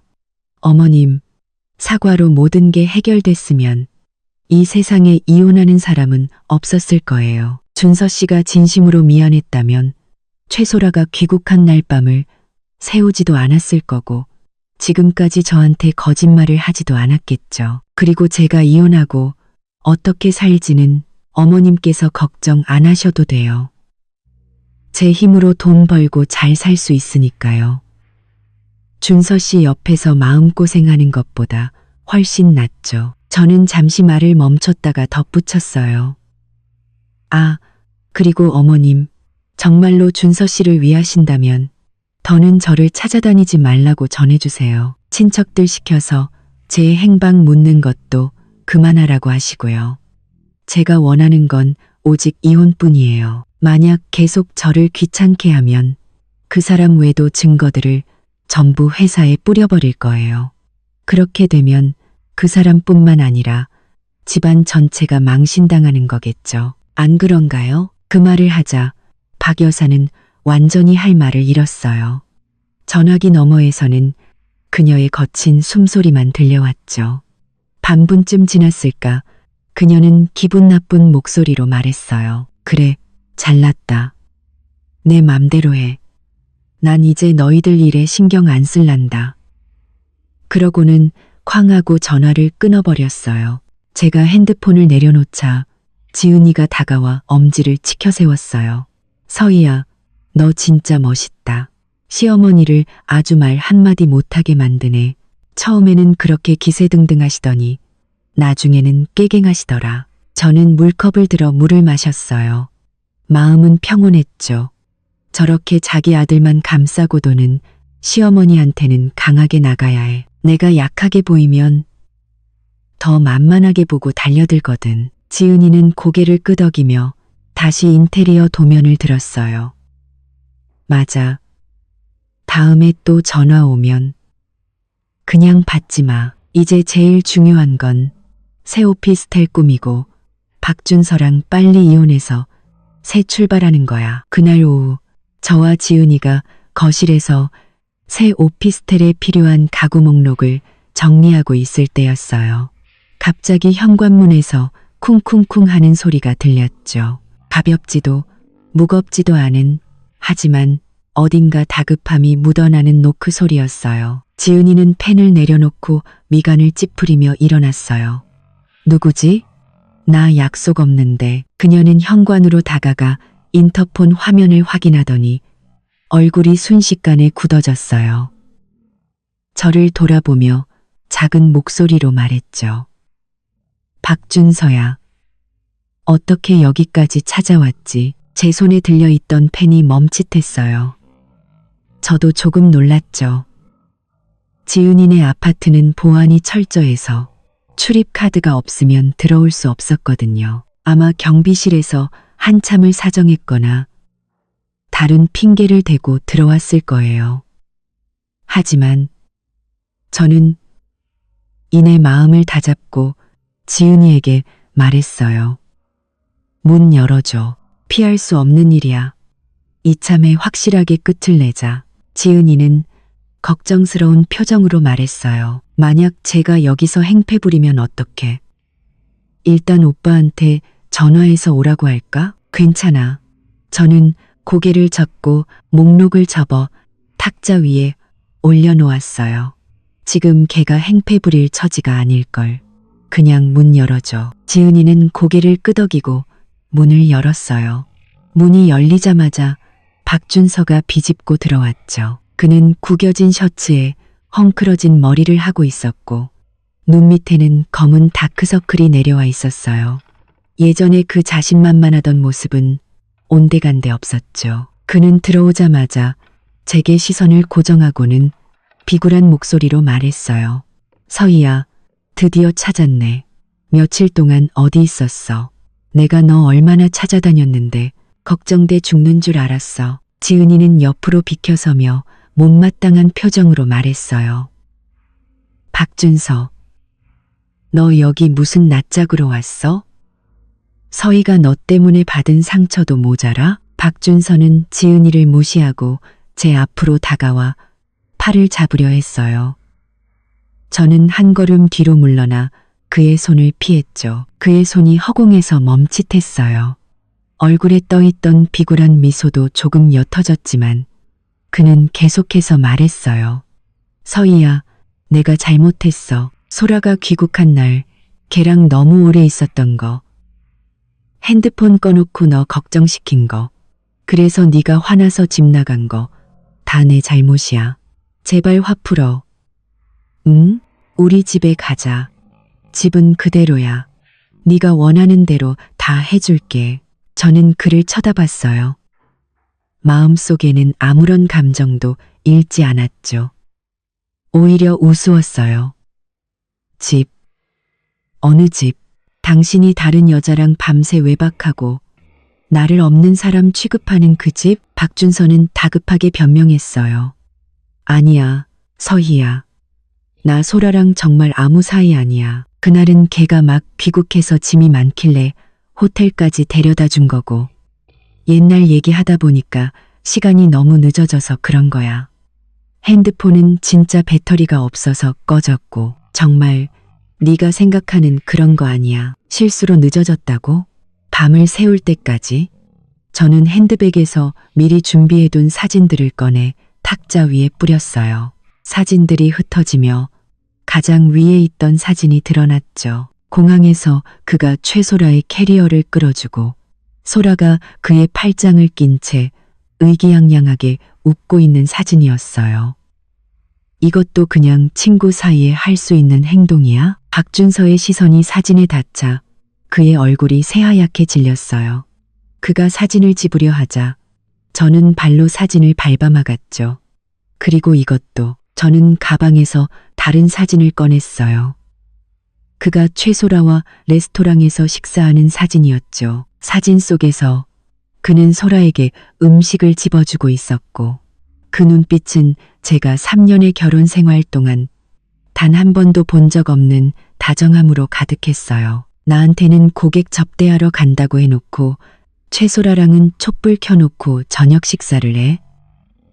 박준서, 네가 나를 바보로 알아? 박준서는 할 말을 잃고 손을 내렸어요. 그는 다급하게 말했죠. 서희야, 그 사진들은 다 오해야.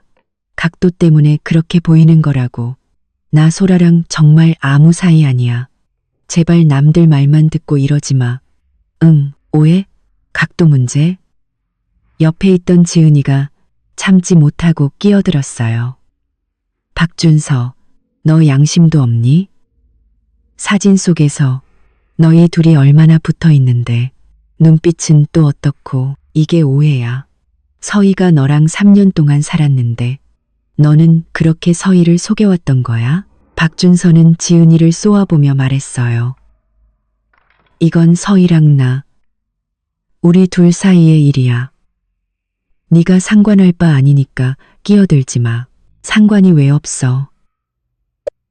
서희는 내 가장 친한 친구야. 네가 내 친구를 괴롭히는데 내가 어떻게 가만히 있어?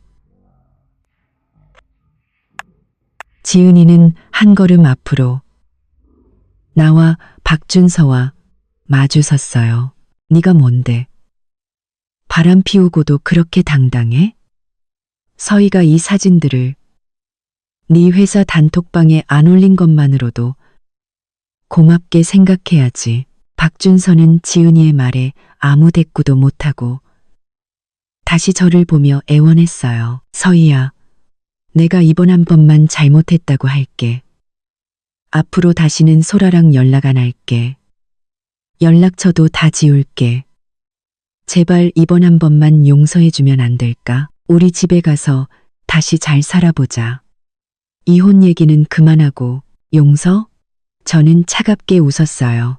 박준서, 그게 가능할 것 같아? 네가 최소라랑 밤을 새우고 나를 혼자 내버려 뒀을 때, 네가 우리 공동재산으로 최소라한테 비싼 밥 사주고 가방 사주려 했을 때 너는 나한테 조금이라도 미안한 마음이 있었어?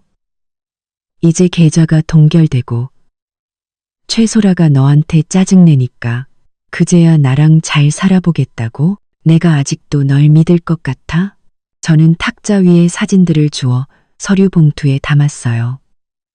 이 사진들은 일부에 불과해. 나한테는 네가 최소라랑 나눈 카톡 대화 내용, 걔한테 돈 보내준 이체 내역까지 다 있어. 정말 이 문제를 해결하고 싶으면 더는 쓸데없는 소리 하지 말고 이혼 조건이나 얘기해. 그렇지 않으면 나 이 증거들 전부 내 회사에 보내버릴 거야.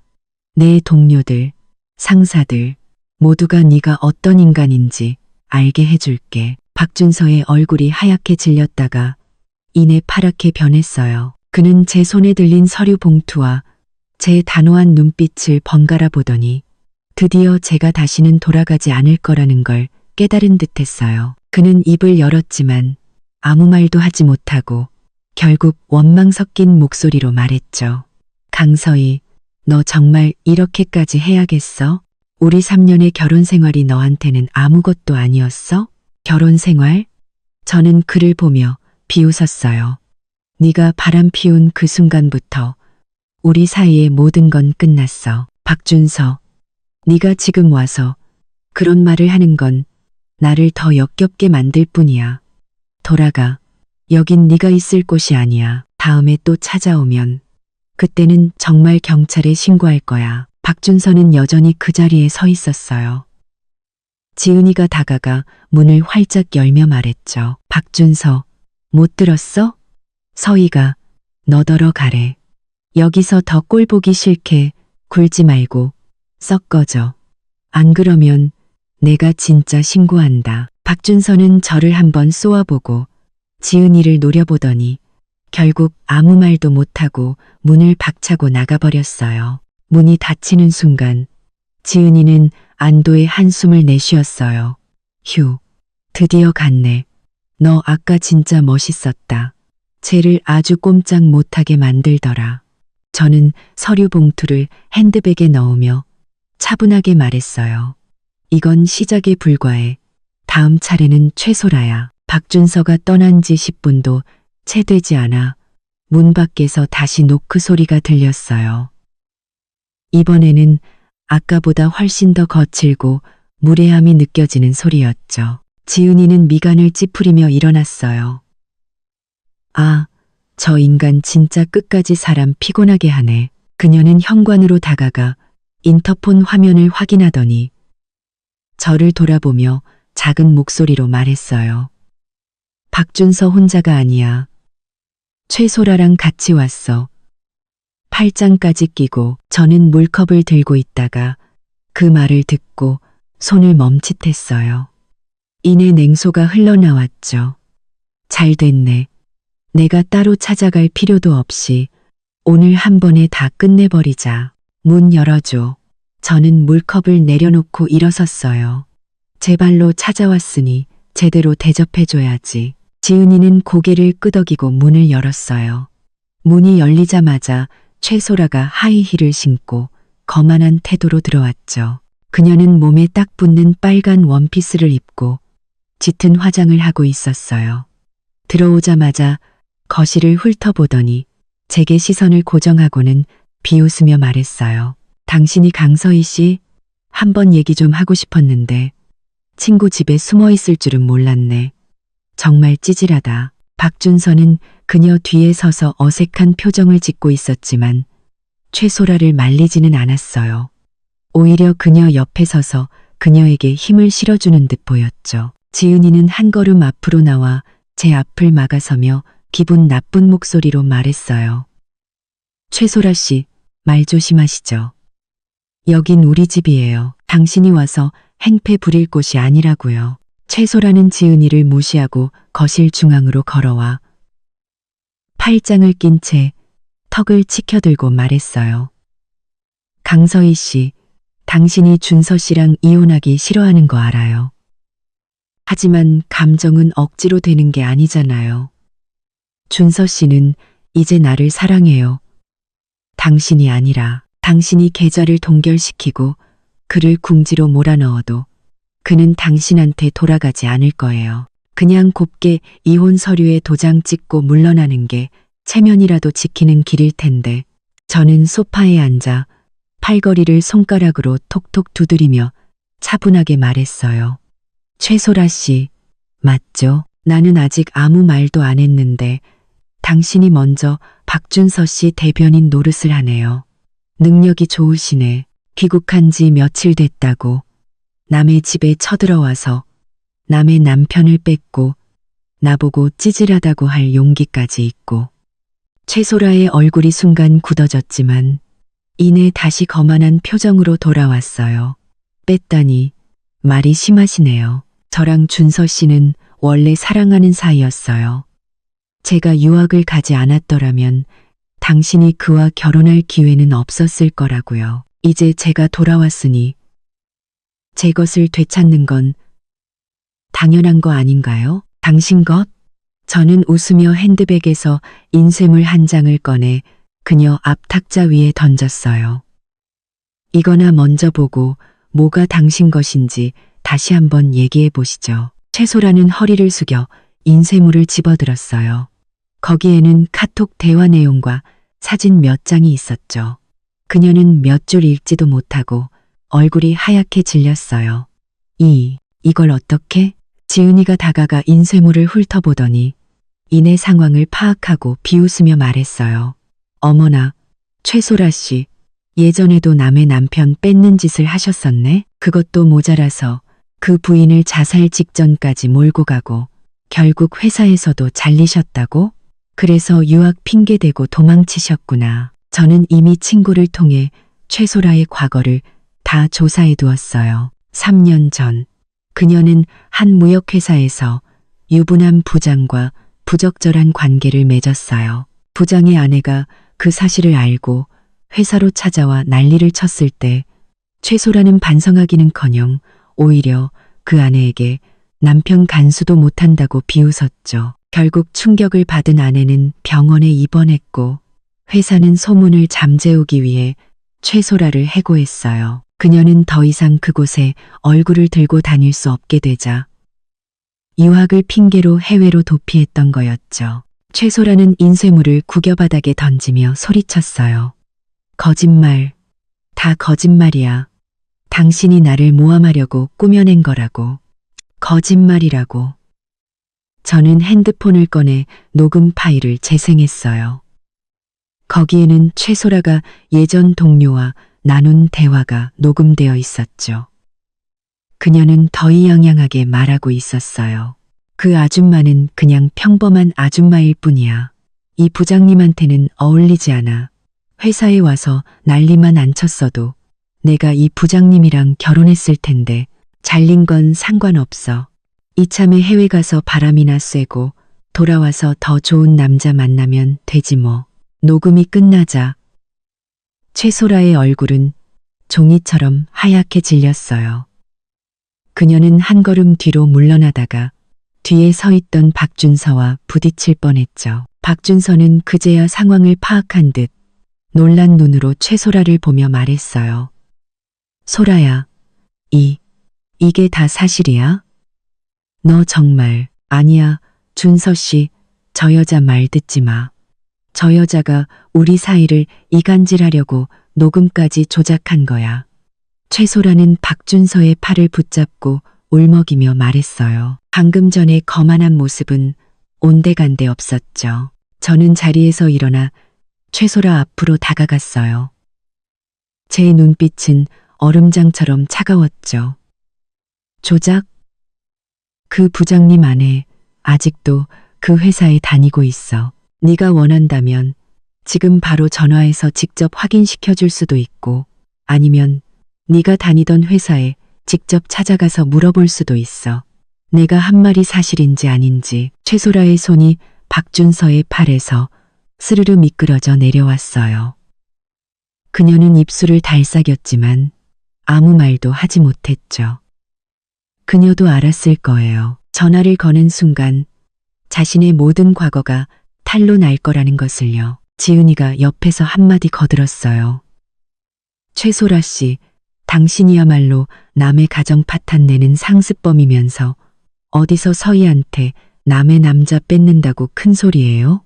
낯짝도 두껍네. 정말. 최소라는 모욕감에 어쩔 줄 몰라 했어요. 그녀는 저를 한번 쏘아보고 다시 박준서를 쳐다봤죠. 박준서가 의심의 눈초리로 자신을 보고 있는 것을 발견하자 그녀는 더욱 당황해서 문 쪽으로 달려갔어요. 강서희, 너 두고 봐. 내가 이대로 가만히 있을 줄 알아? 박준서는 잠시 멍하니 있다가 급히 그녀를 뒤쫓았어요. 소라야, 기다려. 그는 문가에 멈춰서서 저를 원망스럽게 쳐다봤지만 아무 말도 못하고 최소라를 따라 나가버렸어요. 문이 쾅 하고 닫히자 지은이는 웃음을 터뜨렸어요. 하하하, 제 꼴 좀 봐. 방금 전까지 기세등등하더니 과거 들통나니까 꼬리 내리고 도망가네. 진짜 웃긴다. 저는 탁자 옆으로 가서 바닥에 떨어진 종이 뭉치를 주워 쓰레기통에 버렸어요. 쟤는 저게 다야. 허세 부릴 줄만 알지. 진짜 강적 만나면 바로 꼬리 내리거든. 지은이가 다가와 제 어깨를 두드리며 말했어요. 그래도 네가 정말 대단하다. 미리 다 조사해두고 오늘 제대로 한 방 먹였네. 속이 다 시원하다. 근데 박준서, 아까 최소라 보는 눈빛이 좀 이상하던데 둘이 조만간 싸우겠는데? 저는 고개를 끄덕였어요. 최소라의 좋은 날은 이제 끝났다는 것을. 그리고 박준서의 진짜 고생은 이제부터 시작이라는 것을 저는 이미 알고 있었으니까요. 최소라와 박준서가 떠난 후 지은이는 탁자를 정리하며 말했어요. 박준서, 이제 최소라의 과거를 알았으니 둘이 싸우지 않을까? 아까 그 눈빛, 완전히 신뢰를 잃은 눈빛이었는데 저는 소파에 앉아 노트북을 켜고 키보드를 두드리며 고개도 들지 않고 말했어요. 싸우든 말든 그건 걔네들 사정이고 내가 지금 해야 할 일은 박준서가 자기 행동에 대한 대가를 치르게 하는 거야.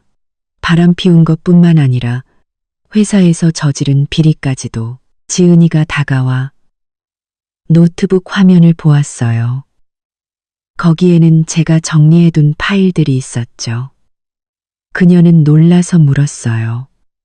너 정말 걔 회사 비리 증거들을 회사에 보낼 거야? 그거 보내면 박준서 회사에서 잘릴 수도 있어. 저는 키보드에서 손을 떼고 그녀를 쳐다봤어요. 걔가 그런 짓을 할 때 회사에서 잘릴 거라는 생각은 안 했을까? 작년에 출장비 허위로 청구해서 최소라랑 밥 먹은 돈까지 회사에 떠넘기고 지난달에는 경쟁사의 회사 고객 정보 몰래 팔아넘겨서 뒷돈까지 챙겼잖아. 다 걔가 자초한 일이야.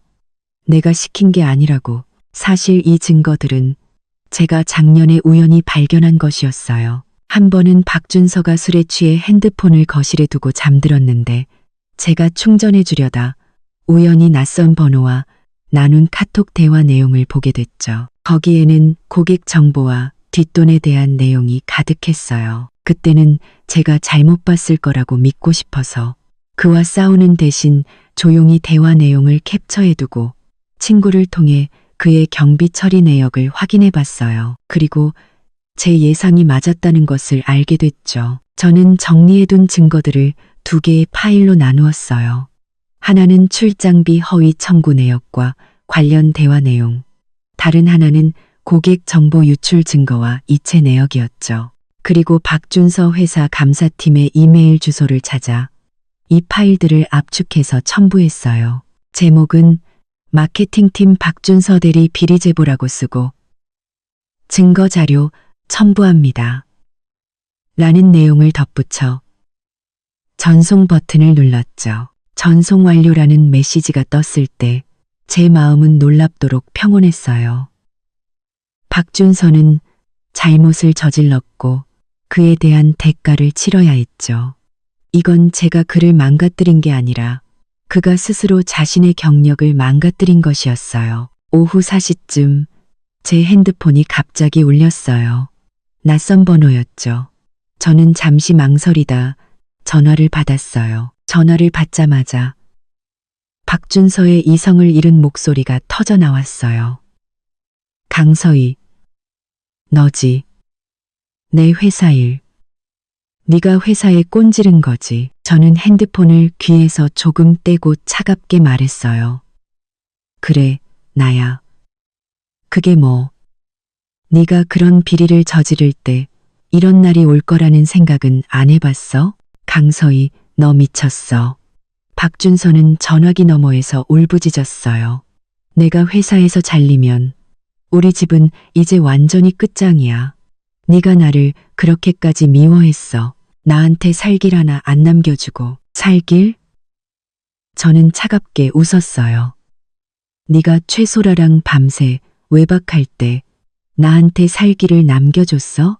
네가 우리 공동 재산으로 최소라한테 선물 사줄 때 나한테는 살기를 남겨줬냐고. 네가 회사 정보 팔아먹고 뒷돈 챙길 때 이 집에 살기를 남겨줄 생각은 해봤어? 박준서, 길을 막은 건 내 자신이야. 내가 아니라. 전화기 너머가 잠시 조용해지더니 이내 박준서의 울음 섞인 목소리가 들려왔어요. 서희야, 내가 잘못했어. 정말 잘못했어. 제발 회사에 다시 한 번만 얘기해주면 안 될까? 다시는 안 그럴게. 너랑 다시 잘 살아볼게. 소라랑도 완전히 끝냈어. 제발 이번 한 번만 용서해주라. 응, 늦었어. 저는 그의 말을 잘랐어요. 증거는 이미 넘어갔고 이제 와서 뭘 어떻게 할 수는 없어. 네가 정말 내 자리를 지키고 싶으면 나한테 매달리지 말고 회사에 가서 직접 해명해. 저는 말을 마치자마자 전화를 끊고 그 번호를 차단했어요. 얼마 지나지 않아 지은이가 밖에서 돌아왔어요. 그녀는 과일을 사들고 와서는 문을 열자마자 말했죠. 서희야, 방금 사촌 언니한테 들었는데 박준서 회사에서 정직 처분받았대. 감사팀에서 불렀는데 처음에는 아니라고 잡아대다가 증거 보여주니까 아무 말도 못했다더라. 지금은 집에서 대기 중이래. 회사에서 추가 조치 있을 때까지. 저는 주방에서 지은이를 도와 채소를 씻고 있다가 그 말을 듣고 잠시 손을 멈췄어요. 이내 다시 아무렇지 않게 채소를 씻으며 말했죠. 알아, 자업자득이지. 지은이는 주방문에 기대서며 웃으며 말했어요. 그렇지. 바람 피우고 비리까지 저질렀는데 당연한 결과지. 이제 일자리도 잃고 최소라도 도망갔으니 완전히 빈털터리가 됐네. 쌤통이다. 저는 씻은 채소를 접시에 담고 손을 닦으며 말했어요. 이건 시작에 불과해. 걔가 정신 못 차리면 앞으로 더 힘든 일이 기다리고 있을 거야. 참. 우리 내일 새 오피스텔 보러 가자. 빨리 정해서 이사해야지. 더는 걔네들이랑 엮이고 싶지 않아. 지은이는 고개를 끄덕였어요. 좋아. 나 내일 오전에 시간 비니까 아침 먹고 바로 가자. 그날 밤 저는 침대에 누워 천장을 보았어요. 마음은 평온했죠. 박준서가 지금 얼마나 절망스러울지 알 것 같았어요. 일자리를 잃고 믿었던 최소라에게도 버림받았겠죠. 그는 드디어 자신이 뿌린 씨앗에 쓴 열매를 맛보고 있었어요. 하지만 저는 그를 동정하지 않았어요. 이 모든 건 그가 스스로 선택한 길이었으니까요. 결혼을 배신하고 불법을 저지른 건 바로 그 자신이었으니까요. 저는 이제 새로운 삶을 시작할 준비를 마쳤어요. 박준서와 최소라가 앞으로 어떤 일을 겪든 더 이상 저와는 아무런 상관이 없었어요. 다음 날 오전, 저는 지은이와 함께 새 오피스텔을 보러 갔어요. 단지 환경은 생각보다 훨씬 좋았죠. 조경이 잘 되어 있었고 동간거리도 넓었어요. 베란다에 서니 멀리 공원이 보였고 바람이 불 때마다 풀냄새가 실려왔어요. 지은이는 베란다 난간에 기대서며 웃으며 말했어요. 서희야, 여기 네가 전에 살던 아파트보다 훨씬 좋다. 조용하고 안전하고 여기서 살면 마음 편하겠다. 제가 고개를 끄덕이며 거실 가구 배치에 대해 얘기하려는데 그녀의 핸드폰이 울렸어요. 사촌 언니였죠. 그녀는 전화를 받더니 몇 마디 듣지도 않고 눈을 반짝였어요. 웃음을 참지 못하며 전화를 끊고는 제게 다가와 흥분해서 말했죠. 서희야, 대박 사건이야. 박준서랑 최소라 완전히 끝장났어. 저는 들고 있던 평면도를 내려놓고 물었어요. 무슨 일인데? 언니가 방금 시장에서 박준선의 이웃 아주머니를 만났대. 그 아주머니 말이 어젯밤에 박준서가 집에 돌아와서 곰곰이 생각해보니 자기가 정직당한 게 다 최소라 때문이라는 생각이 들었나 봐. 그래서 최소라를 집으로 불렀는데 둘이 만나자마자 대판 싸웠대. 지은이는 마치 현장에 있었던 것처럼 생생하게 묘사했어요. 박준서가 처음부터 최소라한테 소리 질렀대. 너 때문에 내가 강서희랑 이렇게 되고 회사에서도 잘리게 생겼어. 너는 완전 재앙 덩어리야. 라고. 저는 눈썹을 치켜 올렸지만 아무 말도 하지 않았어요. 지은이는 계속해서 말했죠. 최소라도 만만치 않았대. 박준서, 너 양심도 없니? 네가 나한테 오고 싶어서 왔고 네가 바람 피우고 싶어서 피웠고 네가 비리 저질러서 잘린 걸 왜 나한테 뒤집어 씌워. 능력 없는 놈이 꼭 남탓만 하더라. 라고 맞받아쳤대. 지은이는 최소라의 말투를 흉내내며 실감나게 말했어요. 그러다 박준서가 화나서 최소라를 잡으려 했는데 최소라가 피하면서 그를 밀치는 바람에 탁자 위 물컵이 엎질러졌대. 저는 평면도를 내려놓고 소파에 앉았어요. 그들의 싸움은 제게 아무런 감흥도 주지 않았죠. 둘이 싸우면 싸울수록 저는 더 편해질 뿐이었어요. 그들이 힘을 합쳐 저를 괴롭힐 일은 없을 테니까요. 지은이도 제 옆에 앉아 물을 한 모금 마시고 말을 이었어요. 근데 제일 재밌는 게 뭔지 알아? 최소라가 싸우다가 박준서 서재 서랍이 살짝 열려 있는 걸 봤대. 그 안에 편지 봉투가 보였는데 박준서가 화장실 간 사이에 몰래 열어봤더니 그 안에 현금이 몇백만 원이나 들어있었대. 박준서가 공동계좌에 안 넣고 몰래 숨겨둔 비상금이었던 거지. 그래서? 제가 물었어요. 그래서 최소라가 갑자기 싸움을 멈추고는 박준서가 화장실에서 몸 닦는 사이에 몰래 그 봉투를 자기 가방에 챙겨 넣었대. 그리고는 너랑 더는 말 섞기 싫어. 우리 다시는 보지 말자 라고 하고는 그냥 가버렸대. 지은이는 웃음을 참지 못했어요. 박준서는 화장실에서 나와서 최소라가 간 걸 보고도 별 생각 없다가 나중에 서랍에서 돈 꺼내려다 돈이 없어진 걸 알고는 급히 최소라한테 전화했대. 근데 최소라는 이미 걔 번호를 차단하고 카톡도 삭제한 뒤였지.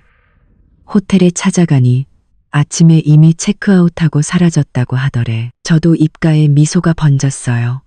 최소라는 원래부터 자기밖에 모르는 이기적인 사람이었으니까요. 이제 박준서가 일자리도 돈도 없으니 그에게 붙어 있을 이유가 없었겠죠. 돈을 챙겨 도망치는 건 그녀가 할 법한 일이었어요. 박준서는 지금 완전히 이성을 잃고 동네에서 최소라 욕을 하고 다닌대. 사기꾼이라고 자기 돈 훔쳐갔다고. 경찰서에 가서 신고까지 했는데 경찰이 돈의 출처를 물으니까 제대로 대답도 못하고 그냥 돌아왔다더라. 지은이는 덧붙였어요. 이웃 아주머니 말이 박준서가 어젯밤에 한숨도 못 자고 집에서 물건을 부쉈대. 아침에 나올 때는 눈이 토끼처럼 빨갛고 머리는 산발을 하고 있어서 완전히 폐인 같았다고 하더라. 저는 핸드폰을 켜서 동결된 공동계좌를 확인했어요. 돈은 그대로 있었죠. 마음이 더욱 편안해졌어요. 자업자득이지. 만약 그가 나랑 잘 살고 최소라랑 엮이지만 않았어도 비리만 안 저질렀어도 지금 이렇게 되지는 않았을 텐데. 지은이는 고개를 끄덕였어요. 그러게, 이게 바로 인과응보지. 걔는 최소라가 진심으로 자기를 좋아하는 줄 알았겠지만 사실 최소라는 걔 돈만 보고 만났던 거야. 이제 돈도 일자리도 없으니 당연히 도망가지. 우리는 새 오피스텔에서 잠시 더 머물다가 입주 날짜를 확정하고 집으로 돌아왔어요. 단지를 걸어 나오면서 지은이는 계속해서 박준서 얘기를 했죠. 언니 말이 박준서가 오늘 아침에 언니한테 전화해서 최소라 좀 찾아달라고 부탁했대. 언니가 나는 못 도와줘. 내 일은 네가 알아서 해라고 하고 끊어버렸다더라. 이제 아무도 걔를 안 도와주네. 다 걔가 자초한 일이지. 저는 길가에 핀 꽃들을 보았어요. 마음은 평온했죠. 박준서와 최소라의 결말은 그들이 스스로 선택한 것이었어요. 한 명은 결혼을 배신했고 한 명은 돈을 탐냈죠. 결국 서로를 이용하다가 함께 몰락한 거예요. 그들이 받아야 할 마땅한 벌이었죠. 저는 이제 곧 새 오피스텔로 이사해서 새로운 삶을 시작할 거예요. 그 불쾌했던 사람들과 사건들은 모두 과거가 될 것이고 더 이상 저를 괴롭히지 못할 거예요. 새 오피스텔에서 돌아온 다음 날 오후, 저는 지은이네 집 객실에서 짐을 정리하고 있었어요. 다음 주면 입주할 수 있어서 미리 짐을 싸두면 편할 것 같았죠. 막 옷을 개어 상자에 넣고 있는데 거실에서 지은이가 누군가와 얘기하는 소리가 들렸어요. 목소리에 짜증이 섞여 있었죠. 저는 택배기사인 줄 알고 신경 쓰지 않았어요. 그런데 지은이가 저를 불렀죠. 서희야, 잠깐 나와봐. 너 찾는 사람 왔어. 객실에서 나가자 거실 중앙에 서 있는 박 여사가 보였어요. 그녀의 손에는 우유와 과일, 그리고 제가 예전에 좋아했던 녹두과자가 담긴 봉투가 들려 있었죠. 그건 엄마가 예전에 자주 사주시던 거였는데 결혼 후에 박 여사에게 한번 얘기했더니 그런 싸구려를 뭐 하러 먹냐고 타박했던 기억이 났어요. 이제 와서 그걸 사들고 온 의도가 뻔했죠. 박준서는 오지 않았어요. 박 여사는 머리를 단정하게 빗고 작년에 제가 사들인 보라색 외투를 입고 있었죠. 하지만 안색은 좋지 않았고 눈가의 주름은 더 깊어 보였어요. 박 여사는 머리를 단정하게, 박 여사는 머리를 단정하게 빗고 저를 보자마자 그녀는 얼굴에 억지 미소를 지으며 부드럽게 말했어요. 서희야, 준서한테 네가 여기 있다고 들어서 와봤. 네가 좋아하는 것 좀 사왔는데 한번 먹어보렴. 아직 따뜻하다. 그녀는 봉투를 제게 내밀었어요. 저는 받지 않고 한 걸음 뒤로 물러나 문에 기댔어요. 어머님, 하실 말씀 있으시면 그냥 하세요. 이렇게 안 하셔도 돼요. 박 여사의 손이 허공에서 멈칫했어요. 그녀는 어색하게 웃으며 봉투를 탁자 위에 내려놓고 의자에 앉았죠. 서희야, 나도 알아. 전에는 준서가 잘못했고 내가 걔 편만 들어서 네가 속상했던 거.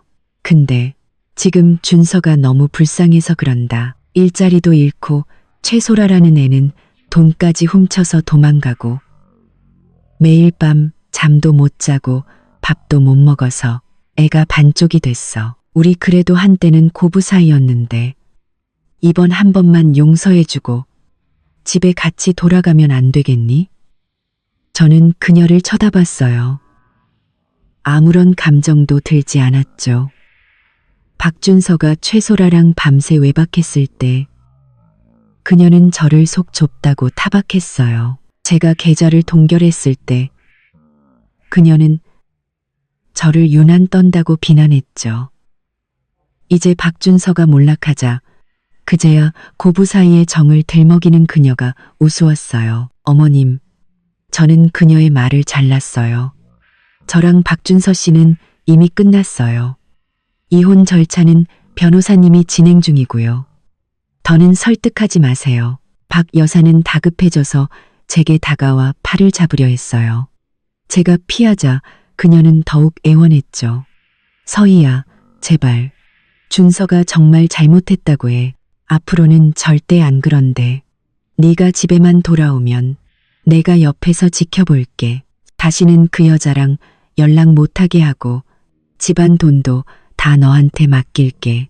응, 돈이요? 저는 비웃었어요. 어머님, 지금 저더러 박준서 씨랑 집에 돌아가서 동결된 계좌 풀고 제 돈으로 그 사람 새 일자리 구해주고 빚 갚아주라는 말씀이세요? 박 여사의 얼굴이 새빨개졌어요. 그녀는 시선을 피하며 그래도 뻔뻔하게 말했죠. 서희야, 그 계좌에 있는 돈은 준서 돈도 절반 있잖니. 걔가 지금 돈이 급해서 그래.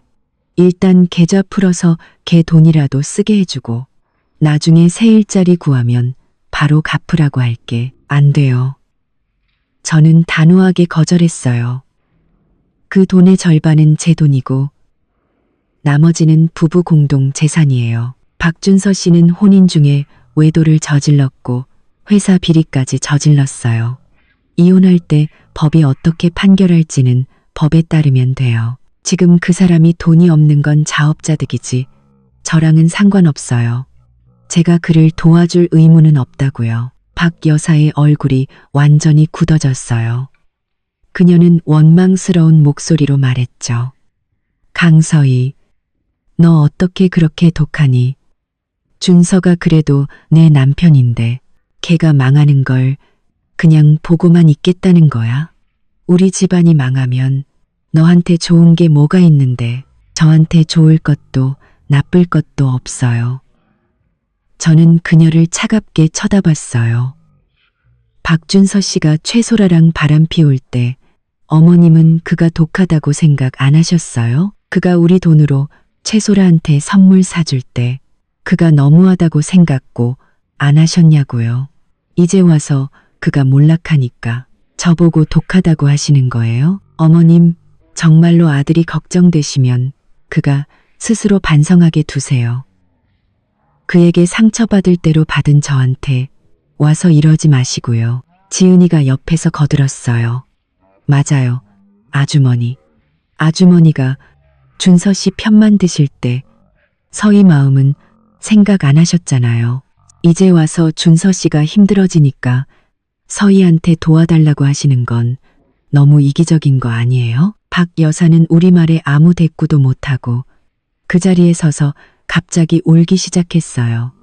강서희, 네가 준서랑 집에 안 돌아오고 안 도와주면 내가 매일 여기로 찾아올 거야. 네 회사에도 찾아가서 네가 얼마나 독한 여자인지 다 알려줄 거야. 저는 그녀의 협박에 조금도 흔들리지 않았어요. 현관문을 활짝 열고 말했죠. 마음대로 하세요. 이참에 모든 사람들이 박준서 씨가 어떻게 바람 피우고 비리를 저지르고 최소라한테 돈까지 뜯겼는지 알게 되면 좋겠네요. 아, 그리고 어머님이 회사에 찾아오시면 저도 어머님이 어떻게 아들 편만 들었는지 그리고 박준서 씨의 외도 증거들을 전부 어머님 아파트 주민 단톡방에 올려드릴게요. 우리 한번 누가 더 망신당하는지 해볼까요? 박 여사의 울음소리가 뚝 그쳤어요. 그녀는 저를 믿을 수 없다는 눈으로 쳐다봤죠. 예전에는 자기 말이라면 뭐든지 듣던 제가 이제 와서 자신을 협박하는 것이 믿기지 않는 눈치였어요. 저는 문을 가리키며 더욱 차갑게 말했어요. 어머님, 가져오신 물건들은 도로 가져가세요. 저는 필요 없어요. 그리고 다음에 또 찾아오시면 그때는 주거침입으로 신고할 겁니다. 이제 그만 가주시죠. 박 여사는 그 자리에 서서 얼굴이 파랗게 질렸다가 결국 저를 한번 쏘아보고는 탁자 위에 봉투를 들고 문을 박차고 나가버렸어요. 문이 닫히자 지은이는 안도의 한숨을 내쉬었어요. 휴, 드디어 갔네. 너 아까 진짜 멋있었다. 예전 같았으면 또 마음 약해졌을 텐데. 저는 문에 기댄 채 차분하게 말했어요. 나는 더 이상 예전의 내가 아니야. 누가 나를 괴롭히고 박준서의 잘못을 나한테 떠넘기려는 건 이제 절대 용납 못해. 변호사에게서 전화가 온 건 제가 새 오피스텔 베란다에서 빨래를 널고 있을 때였어요. 지난주에 입주해서 지은이와 이틀 동안 청소하고 오늘 드디어 모든 짐을 옮겨왔죠. 남향인 베란다는 햇볕이 잘 들어와 기분이 좋았어요. 전화를 받자 변호사의 밝은 목소리가 들려왔어요. 강서희 씨, 좋은 소식입니다. 박준서 씨 측에서 드디어 이혼 조건에 합의했습니다. 공동계좌에 있던 1억 5천만 원 중 강서희 씨가 8천만 원을 갖는 것으로 하고 강서희 씨의 혼전 재산과 개인 물품은 모두 강서희 씨 소유로 인정했습니다. 더 이상 이의를 제기하지 않겠다고 하니 내일 바로 구청에 가서 이혼 신고를 할 수 있겠습니다. 저는 빨래를 널던 손을 멈췄어요. 기쁘다기보다는 이제 정말 모든 게 끝났다는 해방감이 들었죠. 네, 감사합니다. 변호사님, 내일 시간에 맞춰 가겠습니다. 전화를 끊자 거실에서 지은이가 수박을 들고 나왔어요. 이혼 문제 다 해결됐나 보네. 내가 걔가 분명히 합의할 거라고 했잖아. 지금 걔 처지에 무슨 배짱으로 조건을 걸겠어. 저는 수박을 한 조각 받아 먹었어요. 달콤한 과즙이 입안에 퍼졌죠. 내일 구청 가서 신고하면 이제 정말 끝이야. 다음 날 아침 저는 일부러 밝은색 원피스를 입고 옅은 화장을 했어요. 박준서에게 잘 보이기 위해서가 아니라 제 새로운 시작을 축하하기 위해서였죠. 구청 앞에 도착하니 변호사님이 이미 와 있었어요. 박준서는 조금 떨어진 나무 그늘 아래 서 있었죠. 그는 색이 바랜 티셔츠에 헝클어진 머리를 하고 있었고 눈 밑에는 짙은 다크서클이 내려와 있었어요. 제가 처음 만났을 때 정장을 입고 자신감 넘치던 모습과는 완전히 다른 사람이었죠. 그는 저를 보자마자 다가와 애원하는 눈빛으로 말했어요. 서희야, 우리 정말 다시 얘기해 볼 수는 없는 거야? 내가 예전에 잘못한 거 알아. 나 이제 소라랑도 완전히 끝냈고 일자리도 다시 알아보고 있어. 제발 나한테 기회 한 번만 더 주면 안 될까? 저는 한 걸음 뒤로 물러나 그와 거리를 두었어요. 박준서, 그럴 필요 없어.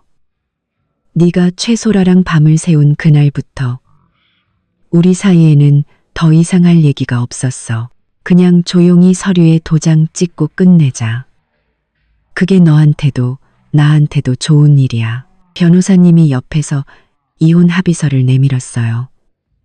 박준서 씨, 저희가 이미 합의한 내용입니다. 이해 없으시면 서명해 주십시오. 박준서는 합의서를 보며 한참을 망설이다가 결국 떨리는 손으로 펜을 들어 자신의 이름을 적었어요. 저는 합의서를 받아들고 내용도 확인하지 않은 채 바로 제 이름을 서명했죠. 이혼 신고를 마치고 새로운 신분증을 발급받았을 때 저는 그 안에 있는 제 사진을 보며 마음이 편안해지는 것을 느꼈어요. 이것은 끝이 아니라 제 새로운 삶의 시작이었죠. 박준서는 옆에 서서 이제는 남이 된 제 뒷모습을 멍하니 바라보고 있었어요. 눈가가 조금 붉어져 있었지만 그는 아무 말도 하지 않고 천천히 돌아서 힘없이 걸어갔죠.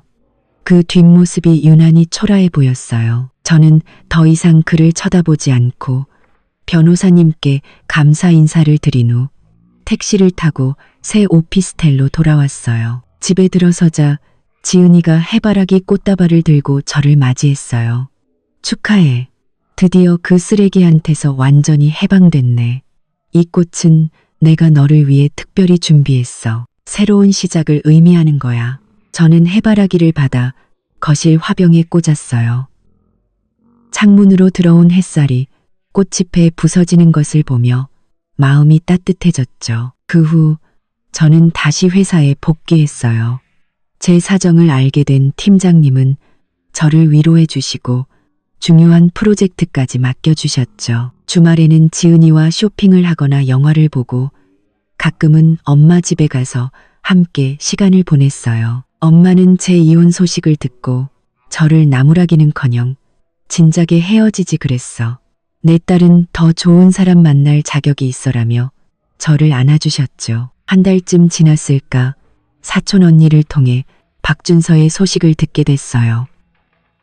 그는 몇 달 동안 일자리를 구하지 못하고 있다고 해요. 예전에 저지른 비리 때문에 업계에 소문이 다 나서 아무도 그를 받아주지 않았죠. 돈도 인맥도 다 끊겨서 예전에 형 동생 하던 사람들도 이제는 그를 피하고 있었어요. 친구들에게 빌린 몇백만 원의 빚도 갚지 못해 매일 빚 독촉에 시달리고 있다고 했어요. 결국 그는 공사장에서 막노동을 하며 겨우 생계를 유지하고 있었죠. 언니 말로는 박 여사도 이제는 그를 포기했다고 해요. 처음에는 밥이라도 챙겨줬지만 그가 계속해서 일어서지 못하고 빚만 늘어가자 너 같은 아들 둔 적 없다고 소리치고는 발길을 끊었다고 했죠. 최소라는 말할 것도 없었어요. 돈을 갖고 사라진 후 다시는 그와 연락하지 않았죠. 다른 도시로 갔다는 소문도 또 다른 남자를 만났다는 소문도 있었지만 이제는 박준서와 아무런 상관이 없는 사람이었어요. 한 번은 퇴근길에 예전에 살던 아파트 근처를 지나가는데 박준서를 보게 됐어요. 그는 작업복을 입고 낡은 자전거를 타고 있었죠. 자전거 바구니에는 빵 몇 개가 들어 있었는데 아마 그게 저녁 식사인 듯 했어요. 그는 고개를 숙이고 있었고 머리는 덥수룩했으며 얼굴은 몹시 초췌해 보였죠. 길가의 노숙자와 다를 바 없어 보였어요. 저는 그에게 아는 척하지 않고 그대로 차를 몰아 지나쳤어요. 그의 현재 모습은 모두 그가 자초한 것이었죠. 저와는 아무런 상관이 없었고 저는 더 이상 그를 동정하지 않았어요. 지금의 저는 매일 출근하고 퇴근하고 주말에는 친구들을 만나고 가끔은 여행을 떠나요. 하루하루가 충실하고 행복했죠. 저는 드디어 깨달았어요. 여자는 꼭 남자에게 의지해야만 행복해지는 것이 아니라는 것을요. 제 힘으로도 얼마든지 멋지게 살 수 있었죠. 그 불행했던 과거는 마치 악몽 같았어요. 이제 꿈에서 깨어나 햇살 가득한 미래를 맞이하고 있었죠. 저는 더 이상 박준서를 중심으로 돌며 상처받아도 아무 말 못하던 강서희가 아니었어요. 지금의 저는 오직 저 자신을 위해 살아가고 있었죠. 그리고 이것이 바로 제가 원하던 삶이었어요. 오늘 이야기는 여기까지입니다. 영상이 마음에 드셨다면 좋아요와 구독 부탁드립니다. 그럼 저희는 다음 영상에서 다시 만나요.